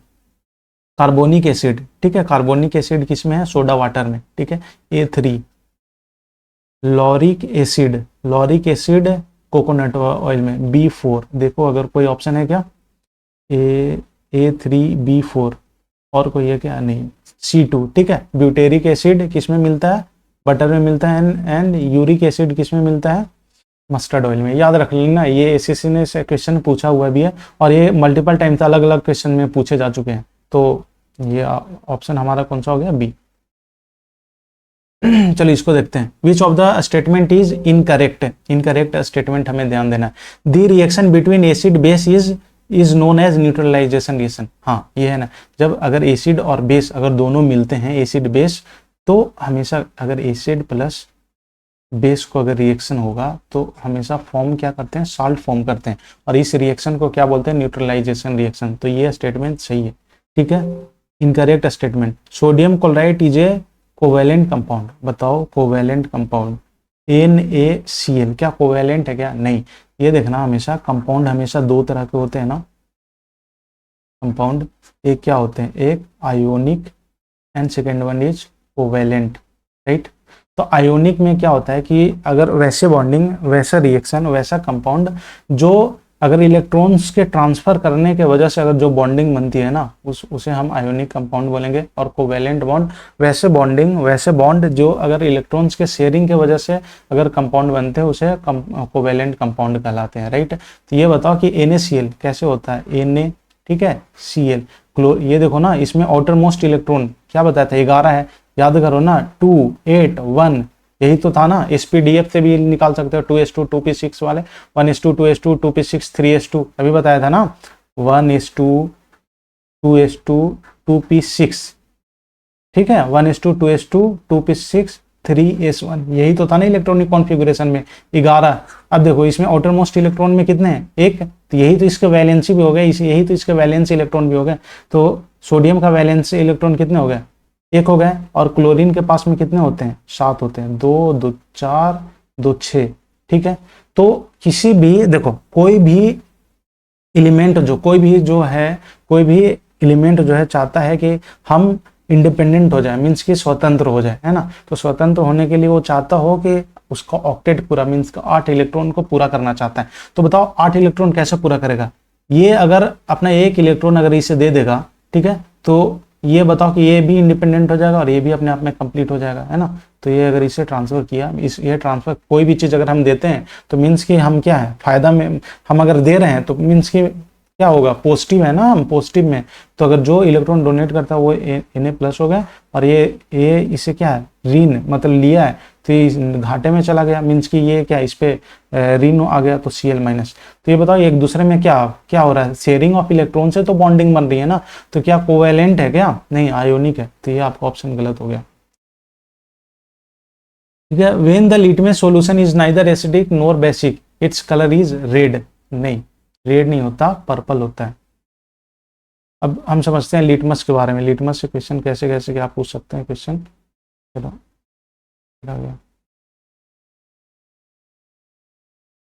हुआ, चलो लिटमस से देखते हैं। अब आते हैं हम यहाँ पे, लिटमस क्या है, सब फर्स्ट थिंग तो ये जो है लाइकेन, एक पौधा है ना, पेड़ है, लाइकेन से हमें लिटमस, इसका ओरिजिनल कलर क्या होता है, पर्पल होता है, ओरिजिनल कलर इसका पर्पल में होता है, ठीक है। याद रखना ये ट्रिक, ब्लू से रेड, रेड से ब्लू, ठीक है। जब अगर एसिड में, एसिडिक बेसिक, अगर कोई भी सॉल्यूशन एसिडिक हो या बेसिक हो, हम लिटमस पेपर के माध्यम से हम उसे पता करते हैं, ठीक। पहला लाइकेन से मिलता है, ठीक, बनता है, इसका ओरिजिनल कलर पर्पल होता है। अगर सॉल्यूशन अगर एसिडिक है तो लिटमस पेपर ब्लू से रेड में कन्वर्ट हो जाएंगे, अगर वो बेसिक है तो आपका रेड से ब्लू में कन्वर्ट हो जाएगा, राइट। तो ये चीज़ें आपको ध्यान रखना है, और एसएससी क्वेश्चन बार बार हमेशा से पूछते हैं। तो ये भी ऑप्शन गलत हो गया ना। अब तक our body function within work करता है ना, our body function within the pH range of 7 to 7.8, right, ये भी ऑप्शन सही है। ऑलरेडी मैंने पीएच के बारे में लेक्चर 1 में, देखो जो चीज मैं लेक्चर 1 में एक्सप्लेन कर दिया हूँ, लेक्चर 2 में मैं एक्सप्लेन नहीं करूंगा, तभी तो हमारा सारी मैक्सिमम चीजें कवर हो जाएगी 10 लेक्चर में। तो लेक्चर 1 में ऑलरेडी पीएच के बारे में मैंने अच्छे से बताया है, तो ये हमेशा वक्त, तो हमें ऑप्शन हमारा कौन कौन से गलत हो गया, which of the following statement is incorrect, तो कौन कौन सी इनकरेक्ट है, बी एंड सी। आगे बढ़ते हैं। Which of the statement is incorrect, the pH of milk of magnesia is 10, सही है। Litmus, China rose petal, red cabbage and turmeric are natural acid base indicator. जैसे मैंने क्या बताया था कि एसिड बेस, जैसे अभी लिटमस था ना, कि एसिड बेस को बताने में, इसको पहचानने में यूज किया जाता है। तो एसिड बेस जो इंडिकेटर जो नेचुरल कौन कौन से, ये 4-5 नाम याद रखना मोस्ट इंपोर्टेंट है, और ये सारे के सारे एसिड बेस इंडिकेटर्स हैं नेचुरल, तो ये भी ऑप्शन चाहिए। फोर्थ ऑप्शन देखते हैं, ठीक है। Kolbe's synthesized acetic acid for a first time, सही है। एसिटिक एसिड, एसिटिक एसिड का क्या फॉर्मूला है, COOCH, यही तो है ना, COOCH, एसिटिक एसिड। तो सबसे पहले जो फर्स्ट टाइम कोलवे ने सिंथेसाइज्ड किया था एसिटिक एसिड का, तो ये भी ऑप्शन चाहिए। थर्ड नंबर ऑप्शन देखते हैं, एक्वा रेजिया। एक्वा रेजिया के बारे में क्या होता है, एक कंसंट्रेटेड सॉल्यूशन होता है, किसके किसके बीच में, HCl और HNO3। कौन से रेशियो में, हमेशा रेशियो से क्वेश्चन आपको हमेशा पूछता है, हमेशा अपोजिट रखना। देखना ऐसे लिख देना कुछ भी, पहले अगर HNO3 अगर लिख रहे हो, याद रखना HNO3 लिख दिया HCl, क्योंकि एग्जाम में आप भूल सकते हो, तो ऐसे चेंज कर लेना। मीन्स कि यहाँ 3 है तो इसको यहाँ 3 दे दो, ये 1 है तो इसको 1 दे दो, 1:3 में। यहाँ पर यहाँ देखो ऑप्शन यहाँ अपोजिट दिया हुआ है, गलत दिया हुआ है, रेशियो 3:1 में होगा बाई वॉल्यूम। तो aqua regia nothing but simply एक मिक्सचर का हाइड्रोक्लोरिक एसिड और HNO3 का जो मिक्सचर होता है, वो कौन से वॉल्यूम, 1:3 के वॉल्यूम में इसे मिक्स किया हुआ रहता है, that is called aqua regia. Aqua regia का यूज कहाँ पे किया जाता है, सोने को गलाने में यूज किया जाता है। चलो आगे देखते हैं हम। विच of the following statement is incorrect, The behavior of lithium is similar to that of magnesium. A phenomena is known as diagonal relationship. देखो हमने पिछले भी लेक्चर में पीरियोडिक टेबल पे हमने बात करा था, इसमें हम ज़्यादा डेप्थ में नहीं जाएंगे, क्वेश्चन पे जाएंगे, क्योंकि ऑलरेडी टाइम हमारा काफ़ी ज़्यादा जा चुका है, ठीक है। डायगोनल रिलेशनशिप क्या होता है, सिंपली आपको याद होगा ना कि ग्रुप वन और ग्रुप 2 के बीच में कुछ एलिमेंट ऐसे हैं जो डायगोनली एक दूसरे का केमिकल और जो प्रॉपर्टीज है एक दूसरे का सिमिलर होते हैं, उसी को हम क्या बोलेंगे, डायगोनल रिलेशनशिप, ठीक है। तो the behaviour of lithium and magnesium, ये एक दूसरे का प्रॉपर्टीज मोर और लेस सिमिलर है। क्यों सिमिलर है, क्योंकि डायगोनल रिलेशनशिप की वजह से, तो ये सही है। The element in group 0 are commonly known as inert gas. Inert gas क्या होता है, सबसे लास्ट वाला ना, ठीक है, है ना, हीलियम, जेनॉन, रेडॉन, ये जो सबसे लास्ट वाला है, ग्रुप 18 को ही क्या बोलते हैं, इनर्ट गैस बोलते हैं। ग्रुप 0 भी इसी को बोलते हैं, ये भी सही है। Lothar Meyer, a German chemist, was the first to show a graphical representation of the periodicity of the atomic volume and, क्या किया इसने, एक लोथर मेयर जर्मन साइंटिस्ट था, इसने एटॉमिक नंबर एंड वॉल्यूम, यहाँ देखना, show a graphical representation of the periodicity of the atomic volume plotted against atomic weight. एक side इसने एटॉमिक वेट ले लिया, ठीक है, और एक साइड इसने एटॉमिक वॉल्यूम ले लिया, और इसने ना एक ग्राफ पुट किया डिफरेंट एलिमेंट का। तो इसने देखता क्या है लोथर मेयर ने, कि वैसे एलिमेंट जिसका सेम प्रॉपर्टीज हो, केमिकल प्रॉपर्टीज शो कर रहा है, वो अपना स्पेस जो है ना एक ही जगह पे ले रहे हो, ठीक है ना। मान के चलो कि लिथियम एंड सोडियम, ठीक है, ग्रुप 1 का है, अगर दोनों अगर सेम प्रॉपर्टी अगर शो कर रहा हो, तो दोनों का जो प्लॉटेड पॉइंट है दोनों सेम जगह पे एग्जिस्ट कर रहा हो, तो लोथर मेयर बेसिकली उनका जो कर्व था यही था, तो ये भी स्टेटमेंट सही है, ठीक है। John Alexander Newland proposed a new concept of law of octave in 1865 suggests the periodicity of chemical element arranged by atomic weight, ये भी ऑप्शन चाहिए। चलो हम थोड़ा सा पीरियोडिक टेबल के बारे में देखते हैं, राइट।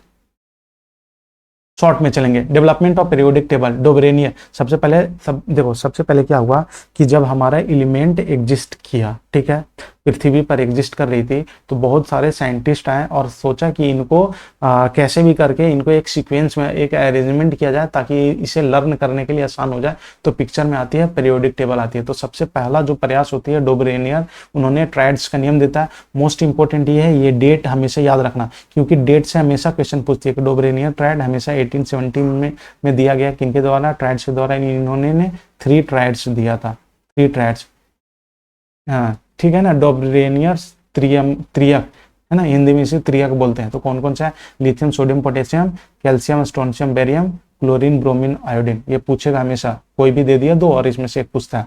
3 नियम दे दिए। इसमें क्या था कि जो फर्स्ट वाला और थर्ड वाले को जोड़ करके अगर 2 से डिवाइड कर देंगे तो जो सेकंड वाले जो एलिमेंट है उसकी प्रॉपर्टी रिजेंबल है, इसके तीनों एक दूसरे में प्रॉपर्टी रिजेंबल करेंगे। सिंपली दो का अगर जो एवरेज अगर निकाल दिया जाए, जो सेकंड जो बीच में जो एलिमेंट आते हैं ये तीनों एक दूसरे को केमिकली प्रॉपर्टी सेम शो करेंगे। पर इसने सिर्फ 3 ही ट्राइड दे पाए, इसके बाद में इसने फेल हो गया था। तो दूसरा प्रयास सबसे आता है न्यूलैंड लॉ ऑफ ऑक्टेव। जो डेट मेंशन है ये इंपॉर्टेंट याद रखना, 1866। कहीं कहीं पे देखना 65 होता है, कहीं कहीं पे देखना 66 होता है, पर एनसीईआरटी में 66 दिया हुआ है, ठीक है। तो हम 66 को एज्यूम करेंगे, हालांकि अभी क्वेश्चन में 65 है तो वो भी सही है। लॉ ऑफ ऑक्टेव, ठीक है। फर्स्ट क्या है? Newland law.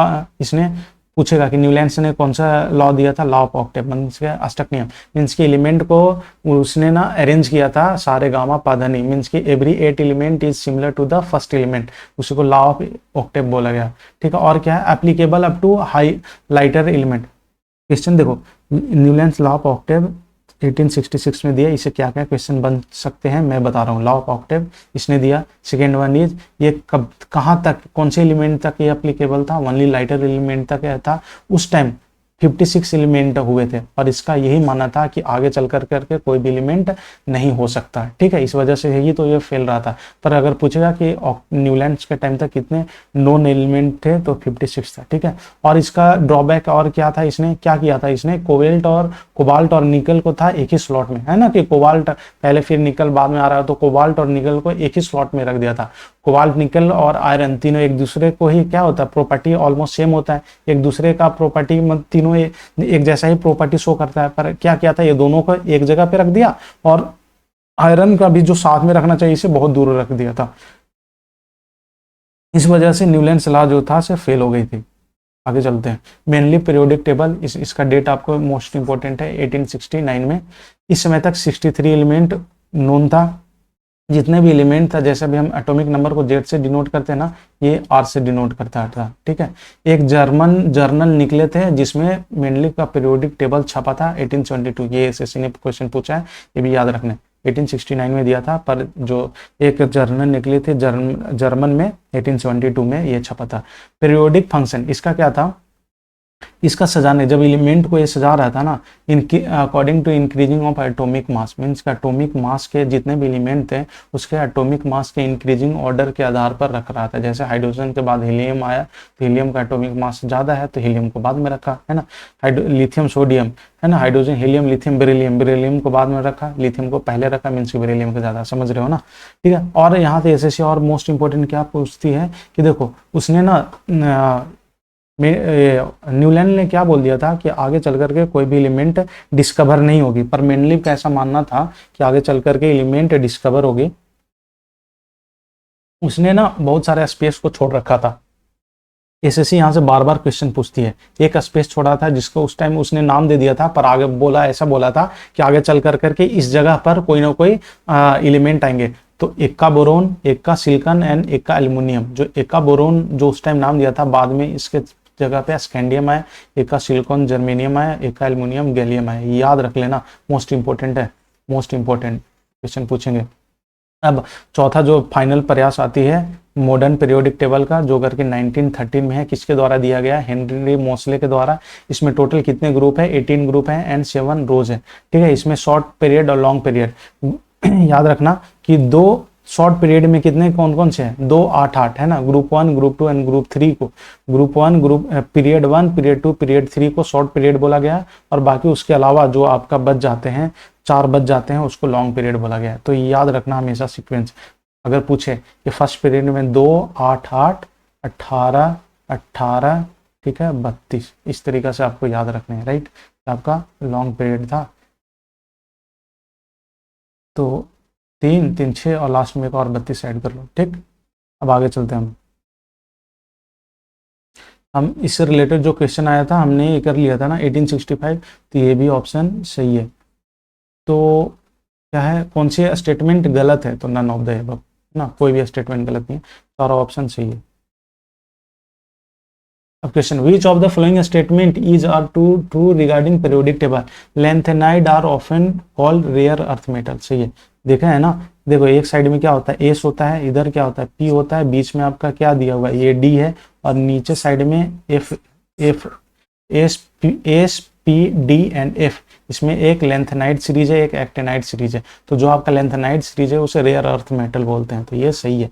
In 1955 synthetic element 101 was provisionally named Mendelevium in honor of Dmitry Mendeleev who created one of the first periodic table, सही है भी। देखो ये सीजीएल में भी क्वेश्चन पूछा हुआ है 101 का, अगर पूछ लेता सिंपली आप अगर बोलोगे कि सर 101 जो एलिमेंट है उसका बताओ कि कौन से एलिमेंट का नाम है, तो ऐसे थोड़ी ना भाई, ये इंपॉर्टेंट है, जो इंपॉर्टेंट है वही आपसे पूछेंगे, अगर बीच किसी का भी एलिमेंट का एटॉमिक नंबर पूछ रहा हो तो ये भी सही है। Eka aluminium is now known as gallium, याद रखना, अभी हमने आपको समझाया था ना, eka aluminium is now known as gallium, सही है ना ये भी। एटॉमिक रेडियस इंक्रीज, तो ये ऑप्शन देखो गलत है, सिंपली कहने का ये सेंस है, ये देखो बीच में न्यूक्लियस है, ये चारों तरफ इलेक्ट्रॉन है। अब बताना, जैसे जैसे अगर एटॉमिक नंबर बढ़ रहा हो मीन्स उसका नंबर ऑफ सेल बढ़ रहा हो, नंबर ऑफ इलेक्ट्रॉन इसका बढ़ते जाएगा, राइट, ठीक है, सेल बढ़ते जाएगा। तो अब ये समझो कि हम क्या करते हैं कि अगर डाउन द ग्रुप अगर हम जाते हैं, अगर नीचे की ओर जाएंगे तो देख रहे हो ना, ये के सेल है, ये एल सेल है, नंबर ऑफ सेल बढ़ते जा रहा है। जब हम नंबर ऑफ सेल बढ़ते जा रहा है इसका मीन्स कि इसका रेडियस भी बढ़ते जा रहा है ना, तो सिंपली क्या हुआ कि जो रेडियस होता है से इंक्रीज करेगा कब, जब हम नीचे की ओर जाएंगे। और जब हम, क्यों बढ़ेगा भाई, क्योंकि जो इलेक्ट्रॉन है ना, ये देखो इलेक्ट्रॉन बढ़ते जा रहे हैं, अब ये दोनों के बीच में अगर फोर्स लगाओगे तो फोर्स काफी मतलब मुश्किल होगा लगना, है ना, मतलब लगेगा, मतलब कम फोर्स लगेगा। और यही चीजें अगर जितना नजदीक इलेक्ट्रॉन रहेगा एक दूसरे के रिपल्सन नजदीक होगा, मीन्स के ज्यादा फोर्स ऑफ अट्रैक्शन अधिक लगेगा, फोर्स ऑफ अट्रैक्शन अधिक लगेगा मीन्स के रेडियस छोटा होगा। इसका सिंपली कहने का अर्थ ये है कि अगर नीचे डाउन जाएंगे तो एटॉमिक रेडियस बढ़ेगा, पीरियड की तरफ जाएंगे तो एटॉमिक रेडियस घटेगा, तो फोर्थ ऑप्शन गलत है। तो हम चलते हैं क्वेश्चन क्या, which of the following statement is are true regarding the periodic table, तो सिर्फ क्या है 2 3 एंड 4, क्या था 4 गलत है ना, atomic radius increases across the period, तो 4 गलत है, तो 1 2 एंड 3 मान लेते हैं आर करेक्ट, ठीक, 1 2 एंड 3 और करेक्ट। आगे बढ़ते हैं, how many electron are there in outer most shell of a group 16 element, हमने क्या बताया था, एस 1 एंड 2 ग्रुप होते हैं, पी में कहाँ से कहाँ तक 3 से लेकर करके 12 तक, डी में कहाँ तक है 13 से लेकर करके 16 तक, यही है ना। जब भी अगर यहाँ देखो ये डी हो गया, ठीक है, और ये पी है आपका, अगर पी ग्रुप, अगर आपसे अगर सिंपली पूछता हो किसी भी पी ग्रुप का, अगर पूछता हो कि how many electron outer most shell, outer most shell में सिंपली मैंने क्या बताया था, valence electron, outer most shell, outer most shell को ही क्या बोलते हैं, वैलेंस इलेक्ट्रॉन बोलते हैं ना, वैलेंस इलेक्ट्रॉन इसी को ही तो बोलते हैं ना। कौन सा आउटर मोस्ट है, जैसे कैसे था 1s2 2s2 2p6 3s2, तो बताओ इसमें कौन है आउटर मोस्ट इलेक्ट्रॉन, यही है ना, 1 2 ये तीसरा नंबर पे, थर्ड नंबर पे है, तो इसका आउटर मोस्ट इलेक्ट्रॉन कितना है 2, तो उसी तरीके से बोल रहा है जो ग्रुप 16 है उसका valence electron outer most shell में कितने हैं इलेक्ट्रॉन, ठीक है। तो हमेशा याद रखना, अगर पी जो 13 से 16 तक है, अगर इसका अगर निकालने के लिए बोला जाए तो हमेशा उसमें जो भी दिया हुआ जितना ग्रुप नंबर दिया हुआ उसे 10 माइनस कर देना है ना। तो आपको क्या करना है, ग्रुप नंबर -10, ये याद रखना, ठीक। तो 16 में से 10 गया तो कितना बचता है? 6 ऑप्शन। सिंपली कोई भी अगर आपका पी ग्रुप का दिया जाए तो। अब आगे देखते हैं which of the following correctly represent the number of atoms in 1 mole of CH3COOH। क्या बोल रहा है? विच of the following correctly represent the number of atoms, number of atoms निकालने के लिए, नंबर ऑफ एटम्स निकालने के लिए, ठीक है, इन 1 मोल ऑफ। अब समझो नंबर ऑफ एटम्स निकालने के लिए जब इसमें बोला जाए निम्नलिखित में से कौन सा 1 मोल CH3COOH में परमाणुओं की संख्याओं सही रूप से दर्शाता है। तो सिंपली देखो इसमें कि CH3OH है, इसमें एटोमिसिटी निकालते हैं, इसमें मीन्स कि कितने टोटल है, कार्बन 1, हाइड्रोजन 3, 4, कितने टोटल देखो ना, 3 और 1 4, 5 और 6, टोटल कितने हो गए? 6 एलिमेंट हो गए, टोटल 6 एलिमेंट है। अब देखते हैं कि एक एलिमेंट में कितने होते हैं, 6 इंटू 10⁻23 हो गए, राइट। तो टोटल 6 में कितने हो जाएंगे? 6 इंटू 10⁻23 मल्टीप्लाई करोगे, 6 है ना, मल्टीप्लाई करोगे कितने हो गए? 36 इंटू 10⁻23, एक पॉइंट यहाँ कर दो, एक इधर आ जाएंगे, तो 3.6 इंटू 10⁴ है कोई ऑप्शन इसमें? 3.6 इंटू, समझ में आ गया? सिंपली आपको इसमें अगर बोला जाए तो सिंपली देख लेना कितने हैं और उसको 6 इंटू 10⁻23 से आपको मल्टीप्लाई कर देना है, राइट। आगे बढ़ते हैं। Question match the following. Algae से क्वेश्चन देखो, बाद में हम आगे वाले लेक्चर में लेकर के आएंगे जिसमें एल्गी के बारे में विशेष तौर पे हम ध्यान देंगे, पर हाँ हमेशा बार बार आपसे क्वेश्चन पूछे जाएंगे, हमको मैच करना है। इसमें क्लास है और कॉमन नेम। अब देखेंगे क्लोरोफाइसी का कॉमन कौन सा नाम है, कौन से एल्गी का नाम क्या, कौन से एल्गी का नाम कौन से क्लास में आएगा, ठीक। तो क्लोरोफाइसी, क्लोरो का मतलब क्या होता है? ग्रीन। देखते हैं ग्रीन को है, ट्रिक्स हम देख लेंगे डायरेक्ट। ग्रीन मीन्स के 1 का क्या हो गया? ए। फाइसो का ऐसा नहीं लग रहा है, पहले इसको देख लेते हैं। रेडो मीन्स के रेड हो गया, रेड वाले कौन से हो गए? डी। देखते हैं A1 3D कोई है? A1 1A एंड 3D, चलो तो ग्रीन है ना, ग्रीन वाले कौन सा है हमारा? ये देखो क्लोरो है, क्लोरो का ग्रीन वाला बी है, 1B एंड 3D कोई है? 1B एंड 3D ये है, चलो 1B एंड 3D, ठीक। तो ये सिंपली हो गया, मीन्स कि क्लोरो, ठीक मैं बता रहा हूँ, क्लोरो ग्रीन होती है, ठीक है। तो क्लोरोफाइसी हो गए ब्राउन का, ठीक है। ब्राउन का एक टाइप नहीं आ रहा है ऐसा, मतलब भूरा ब्राउन टाइप, ठीक है। फाइसो सी, ठीक है। रेड है तो क्या है? रेडोफाइसी। एंड ब्लू ग्रीन एल्गी को क्या बोलते हैं आपको? शाइनोफाइसी। तो इस ट्रिक से आप याद रख सकते हो। आगे चढ़ते हैं। Which of the following pairs correctly match the vitamin with the chemical name and deficiency disease? B1, ठीक है, इसका केमिकल नेम क्या होता है? थाइमिन होता है, और इसके स्कार्सिटी मीन्स की कमी से बेरी बेरी रोग होते हैं, ये सही है। चलो ये देख ले, सी एक्सोर्बिक एसिड एंड स्कर्वी, ये भी सही है। विटामिन के, ठीक है, फिलोकेनिन इसका साइंटिफिक नेम हो गए, और इसका ब्लड क्लोटिंग, रक्त का थक्का ना जमना, ठीक है। विटामिन के की कमी से रक्त का थक्का ना जमना ये होती है, तो विटामिन के भी सही है। विटामिन 7 देखो, विटामिन बी, तो B7 कॉम्प्लेक्स है ना, बी विटामिन बी, इतने सारे कॉम्प्लेक्स इसमें होता है, तो B7 को क्या बोलते हैं? बायोटीन बोलते हैं, है ना, बायोटीन बोलते हैं। और इसकी कमी से जो इसका जो न्यूरल होते हैं ना, उसका ट्यूब डिफेक्ट हो जाती है, तो मीन्स कि ये ऑप्शन मेरा गलत है, फॉलिक के जगह पे बायोटीन होता। तो कौन कौन से सही है, क्या बोला है? Correct answer 1, 3 and 4। आगे बढ़ते हैं। देखो, water soluble vitamin B12 found in various food including liver, milk, egg and fish help to keep your body, blood and nerve cell healthy, सही है B12। आगे बढ़ेंगे। विटामिन ई मैंने बताया था क्या? टोकोफेरोल, है ना। रथ पर एक टोपी, जिसको याद नहीं होता है ये ट्रिक याद कर लेना, है ना। कौन कौन सी इसका साइंटिफिक नेम? रथ पर एक टॉफी, इसे याद कर सकते हो। तो विटामिन ये पढ़ते हैं। बेसिकली मैंने जानबूझ करके यह स्टेटमेंट लिया है कि स्टेटमेंट में से आप जो चीज़ें सीख सकते हो। Vitamin E is a major essential lipophilic vitamin required for the protection of cell membrane and the formation of RBC, ये भी सही है। When the breakdown of food occurs without the use of oxygen it is called cellular respiration.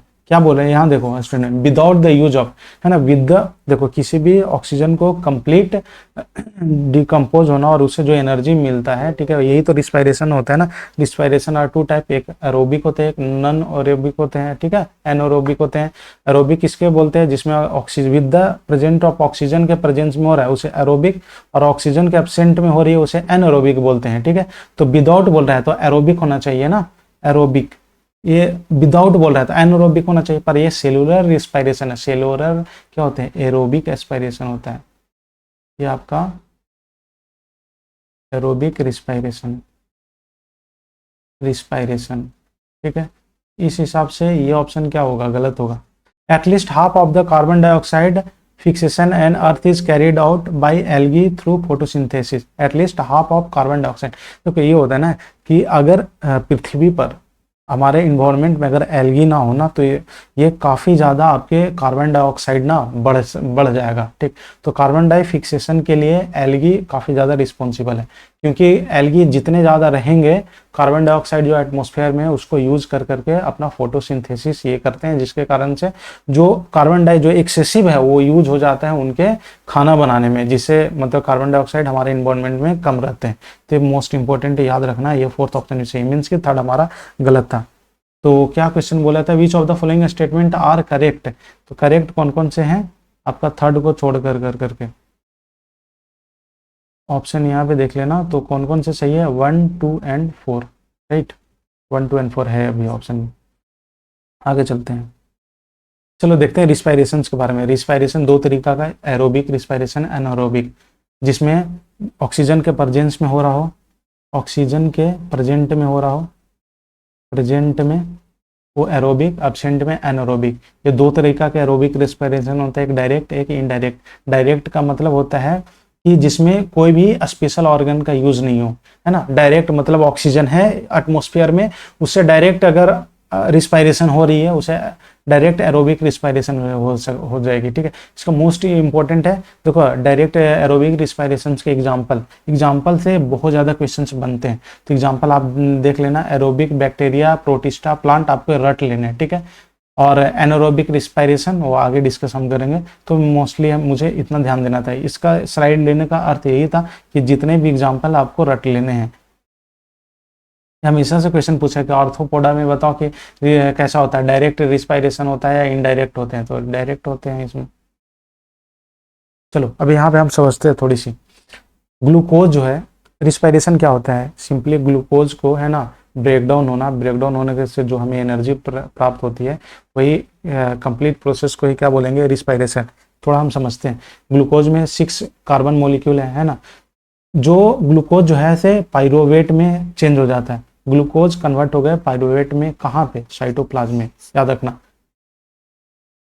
यहाँ से अलग अलग question घुमाए जा सकते हैं। ग्लूकोज कन्वर्ट हो गए पाइरोवेट में, ठीक है, इसमें है साइटोप्लाज्म में। अब यहाँ से क्या होती है, देखो कभी कभी ऐसा होता है कि हमारे ह्यूमन बींग में हमारा 2 तरीके से रिस्पायरेशन होता है। एरोबिक तो होता ही है, कभी कभी एनएरोबिक भी होता है। कब, जब आप एक्सेसिव जब वर्कआउट कर लेते हो तो एक ही डायग्राम में मैं तीनों चीज़ों को समझाया हूँ रिस्पायरेशंस को।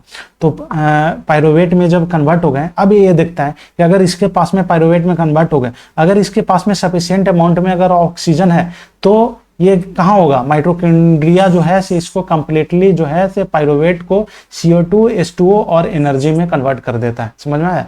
यहाँ आने के बाद में ये डिसाइड करता है कि भाई हमें ये देखना है कि अगर ऑक्सीजन है सही पर्याप्त में, तो माइटोकॉन्ड्रिया बोलेगा कि भाई आजा, मैं तुम्हें इसको कंप्लीटली ब्रेक डाउन कर देता है CO2 H2O में, और इससे हमें एनर्जी मिल जाती है, ठीक है। कभी कभी ये देखना, जहाँ पे अगर मान यहाँ आने के बाद में अगर इसको अब ऑक्सीजन नहीं होता है, तो ये कहाँ पे होती है, यीस्ट में होती है। तो यही चेंज हो जाती है किसमें, इथेनॉल में, CO2 में और एनर्जी में, ठीक है। जहाँ पे ऑक्सीजन ना हो, जो पाइरोवेट है वो किसमें बदल जाती है आपको, इथेनॉल, CO2 और एनर्जी में। एग्जाम्पल इसीलिए बोला जाता है, जो वाइन होते हैं ना, इथेनॉल आप जो समझ रहे हो, उसमें किस चीज़ का यूज किया जाता है, यीस्ट का यूज किया जाता है। एसएससी ने काफ़ी बार क्वेश्चन पूछे हैं। कभी कभी हम जब ज़्यादा एक्सेसिव वर्कआउट कर लेते हैं ना, तो क्या होता है कि सफिशिएंट अमाउंट ऑफ ऑक्सीजन होता है, पर सफिशिएंट अमाउंट ऑफ ऑक्सीजन नहीं मिल पाता है, ठीक है। तो हमारा डायरेक्टली देखते हो कि वो क्या हो जाता है, वो लैक ऑफ जहाँ पे ऑक्सीजन है वो हमारा जो मसल सेल में, वो मसल सेल में हमारा क्या होती है, लैक ऑफ ऑक्सीजन के कमी में पर्याप्त मात्रा में जब ऑक्सीजन नहीं बनती है तो वहाँ पे कहीं कहीं पार्ट में है ना, वहाँ पे लैक्टिक एसिड जम जाती है और प्लस एनर्जी भी मिल जाती है। सिंपली क्या चाहिए होता है, जब हमें एनर्जी चाहिए होता है ना, एनर्जी, तो एनर्जी कहाँ से, ग्लूकोज से एनर्जी में कन्वर्ट करने के लिए उसे एनर्जी से मतलब है भाई, तो ऑक्सीजन रहे या ना रहे, है ना, अगर ऑक्सीजन है तो एरोबिक, अगर ना हो तो अनएरोबिक हो गया। तो यहाँ तो एनर्जी तो मिल गया, पर यहाँ पे साथ साथ में इसने लैक्टिक एसिड भी जम देता है, जिस कारण से आप देखते हो ना कि बहुत ज्यादा एक्सेसिव जब कर लेते हो तो जो क्रैम्प जो पड़ते हैं वही लैक्टिक एसिड की वजह से, जिसमें 3 कार्बन ऑफ मॉलिक्यूल्स पाया जाता है। तो ये कंप्लीट डायग्राम थे। फिर जो लैक्टिक बोलते हैं ना कि हम भाई हम 4 दिन दौड़े हैं तो इसके बाद में मुझे पैर में दर्द हो गए, तो वो लैक्टिक एसिड की वजह से। ये रिलीफ कैसे मिलता है, या जब हॉट वाटर ले लेते हो या जब आपके मसाज होती है तो वो कंप्लीटली फिर ब्रेक डाउन हो जाती है कार्बन डाइऑक्साइड और H2O में, तो वो आपको रिलीफ मिल जाती थी। आपको ये डायग्राम को याद रखने हैं। चलो, which of the following test is used to confirm the presence of typhoid, smear test, ये सर्वाइकल, ठीक है, सर्वाइकल कैंसर के लिए डिटेक्ट करने के लिए, कैंसर डिटेक्ट करने के लिए स्मीयर यूज किया जाता है, ठीक है। क्या है, C reactive protein means CRP test, ये कोई भी बॉडी में इन्फ्लेशन अगर हो रहा हो, इन्फ्लेशन को डिटेक्ट करने के लिए यूज किया जाता है। अब हमारा है वाइवेक्स, ठीक है, वाइडल देखते हैं। तो वाइडल टेस्ट जो है से हमें हमारा मलेरिया पैरासाइट, मतलब मलेरिया अगर है, मलेरिया पैरासाइट को डिटेक्ट करने के लिए वाइडल टेस्ट का यूज करते हैं। Which of the following test is use to confirm the presence of typhoid fever, तो टाइफाइड फीवर के लिए कौन सा टेस्ट है, वाइवेक्स फीवर टेस्ट। आगे बढ़ते हैं। Which of the following pairs is incorrectly matched, ठीक, अब हम आगे समझ लेते हैं। इसको समझने से पहले प्लांट किंगडम को हम देखते हैं, ठीक है। कोई भी प्लांट किंगडम, मैंने क्या बताया, 5 क्लास किंगडम है ना, 5 क्लास किंगडम में एक किंगडम कौन सी है, प्लांट किंगडम है, ठीक है। कोई भी अगर प्लांट किंगडम की क्राइटेरिया फुलफिल कर रहा है, इसके लिए 4 कंडीशन है। कौन कौन से, वो मस्ट बी यूकैरियोटिक होना चाहिए, मल्टी सेलुलर होनी चाहिए, सेल वॉल होनी चाहिए उसमें, और ऑटोट्रोफिक होनी चाहिए। अगर ये चीज उसमें है मीन्स कि हम उसे प्लांट किंगडम में, मीन्स कि प्लांट के कैटेगरी में हम रख सकते हैं। देखो, प्लांट क्लासिफिकेशन को हम समझते हैं, इसको हम 2 पार्ट में बांटे हैं, क्रिप्टोगेम्स एंड फेनेरियोगेम्स। क्रिप्टोगेम्स को इसमें याद रखना, क्रिप्टोगेम्स में सीड और फ्लावर्स नहीं होते हैं। इस सब इसे 3 पार्ट में डिवाइड किया, थैलोफाइटा, ब्रायोफाइटा एंड टेरिडोफाइटा, ठीक है। थैलोफाइटा जो जिसमें एकदम से सिंपल होते हैं, इसके एग्जांपल एल्गी है। ब्रायोफाइटा जिसमें आपको मॉस, लिवरवर्थ एंड हॉर्नवर्थ, ये मैंने इसलिए लिया है ना कि इसके एग्जांपल से काफी सारे क्वेश्चंस आते हैं। डायरेक्ट ये दे दिया, आपसे पूछेगा कि किसके पार्ट है, थैलोफाइटा, ब्रायोफाइटा या टेरिडोफाइटा, ठीक है। टेरिडोफाइटा का भी आप इसमें देख लेना एग्जाम्पल। अब वहीं दूसरी तरफ एक क्रिप्टोगेम्स था, तो दूसरे तरफ में फेनेरियोगेम्स में सीड भी होंगे, फ्लावर्स भी होंगे। इसे फर्दर 2 पार्ट में डिवाइड किया गया है, जिम्नोस्पर्म एंड एंजियोस्पर्म। इसे याद रखने का ट्रिप, जिम्नो मीन्स कि जिम्स में मतलब क्या होते हैं, मतलब बिना कपड़ों को, ऐसे याद रखना कि जो बॉडी बिल्डर होगा बिना कपड़ों का दिखाता होगा बॉडी, तो जिम्नो मीन्स कि इसमें क्या होगी, फ्लावर्स मीन्स के जो होगा ना उसके ऊपर लेयरिंग नहीं होगी, ठीक है, इसके ऊपर लेयरिंग नहीं होगी, फ्लावर्स भी नहीं होगा। इसका एग्जांपल में याद कर लेना, जिम्नोस्पर्म में cycas and Pinus most important. Angiosperm में, ठीक है, इसमें फ्लावर्स होते हैं, इस पे लेयरिंग होती है। इसको भी फर्दर 2 पार्ट में डिवाइड किया गया, मोनोकॉट एंड डाइकोट। ये डायग्राम याद रख लेना। अब इसके माध्यम से हम क्वेश्चन सोल्व करते हैं। चलो, which of the following is incorrectly matched, bryophyta, moss, अभी हमने पढ़ा था ना, है ना, ब्रायोफाइटा में मॉस है, सही है, तो ब्रायोफाइटा चलो हो गया। एंजियोस्पर्म में रोज आते हैं भाई, टेरिडोफाइटा, ठीक है, और ये पाइनस है ना, साइकस। यहाँ जिम्नोस्पर्म में हमने ये चीज देखा था ना, साइकस एंड पाइनस जो था, ठीक है, ये जिम्नोस्पर्म में था, तो ये टेरिडोफाइटा में, ये ऑप्शन गलत है। अब आगे बढ़ते हैं। Last, match the animals in column A with the phylum they belong to in the column B, ठीक है, चलो देखते हैं। जेलीफिश, ठीक है, जेलीफिश कोलिनट्रेटा के अंतर्गत आती है, ठीक है, तो 1 का डी है। देखो लेक्चर इस पे अब हम थोड़ा शॉर्ट में चलेंगे क्योंकि लेक्चर ऑलरेडी बहुत बड़ा हो गया। इस मतलब जितने भी है ना क्लासिफिकेशन ऑफ एनिमल किंगडम बाद वाले में अच्छे से हम कवर करेंगे 3rd लेक्चर में। तो 1 का डी, देखो कौन कौन से ऑप्शन में 1 का डी, चलो ठीक है। अब क्रे फिश किस में आएगा, क्रे फिश आएगा आपका, क्रेफिश देख लो, इस इंसेक्ट में क्रेफिश आएगा, इंसेक्ट में 2 का सी, 1 का डी एंड 2 का सी, कौन सा कोई ऑप्शन है ऐसा, 1 का डी 2 का सी। चलो फोर्थ वन, तो ये फोर्थ वन के अंतर्गत आ गया। तो मेनली यही था हमारा, टोटल क्वेश्चंस मैंने आपको कवर कर लिया है। मैं इतना भरोसा दिलाता हूँ कि अगर ये लेक्चर अगर लास्ट तक कंटिन्यू, अगर 10 लेक्चर आ जाएगा तो कंप्लीट आपको क्वेश्चंस यहाँ से देखने को मिलेगी और थ्योरी भी बिल्ड हो जाएगी। लेक्चर काफ़ी ज़्यादा लंबा चला गया है, तो आप इसको अगर बाद में देख रहे होंगे तो 2x का स्पीड पे आप देखें। और हाँ, आप टेलीग्राम चैनल को ज़रूर ज्वाइन कर लें, आपको मेनली इसका PDF आपको वहीं पे मिलेंगे। और मैं हाँ एक चीज़ और मैं बता दूं कि फ्यूज़, ठीक है, फ्यूज़ का इसका लो मेल्टिंग पॉइंट होता है, लो मेल्टिंग पॉइंट है, एंड इसका हाई रेसिस्टेंस होगा। हालांकि मैंने बोला था पर फर्स्ट लेक्चर में मैंने लिखा नहीं था सही से हाई रेसिस्टेंस, काफ़ी लोगों का क्वेरी आ रहा था तो मैंने यहाँ पे बता दिया, ठीक, फ्यूज़ के बारे में। तो यही है, बस मिलते हैं फिर नेक्स्ट लेक्चर में। थैंक यू, मुझे दीजिए इजाज़त, हम मिलेंगे नेक्स्ट लेक्चर में। धन्यवाद।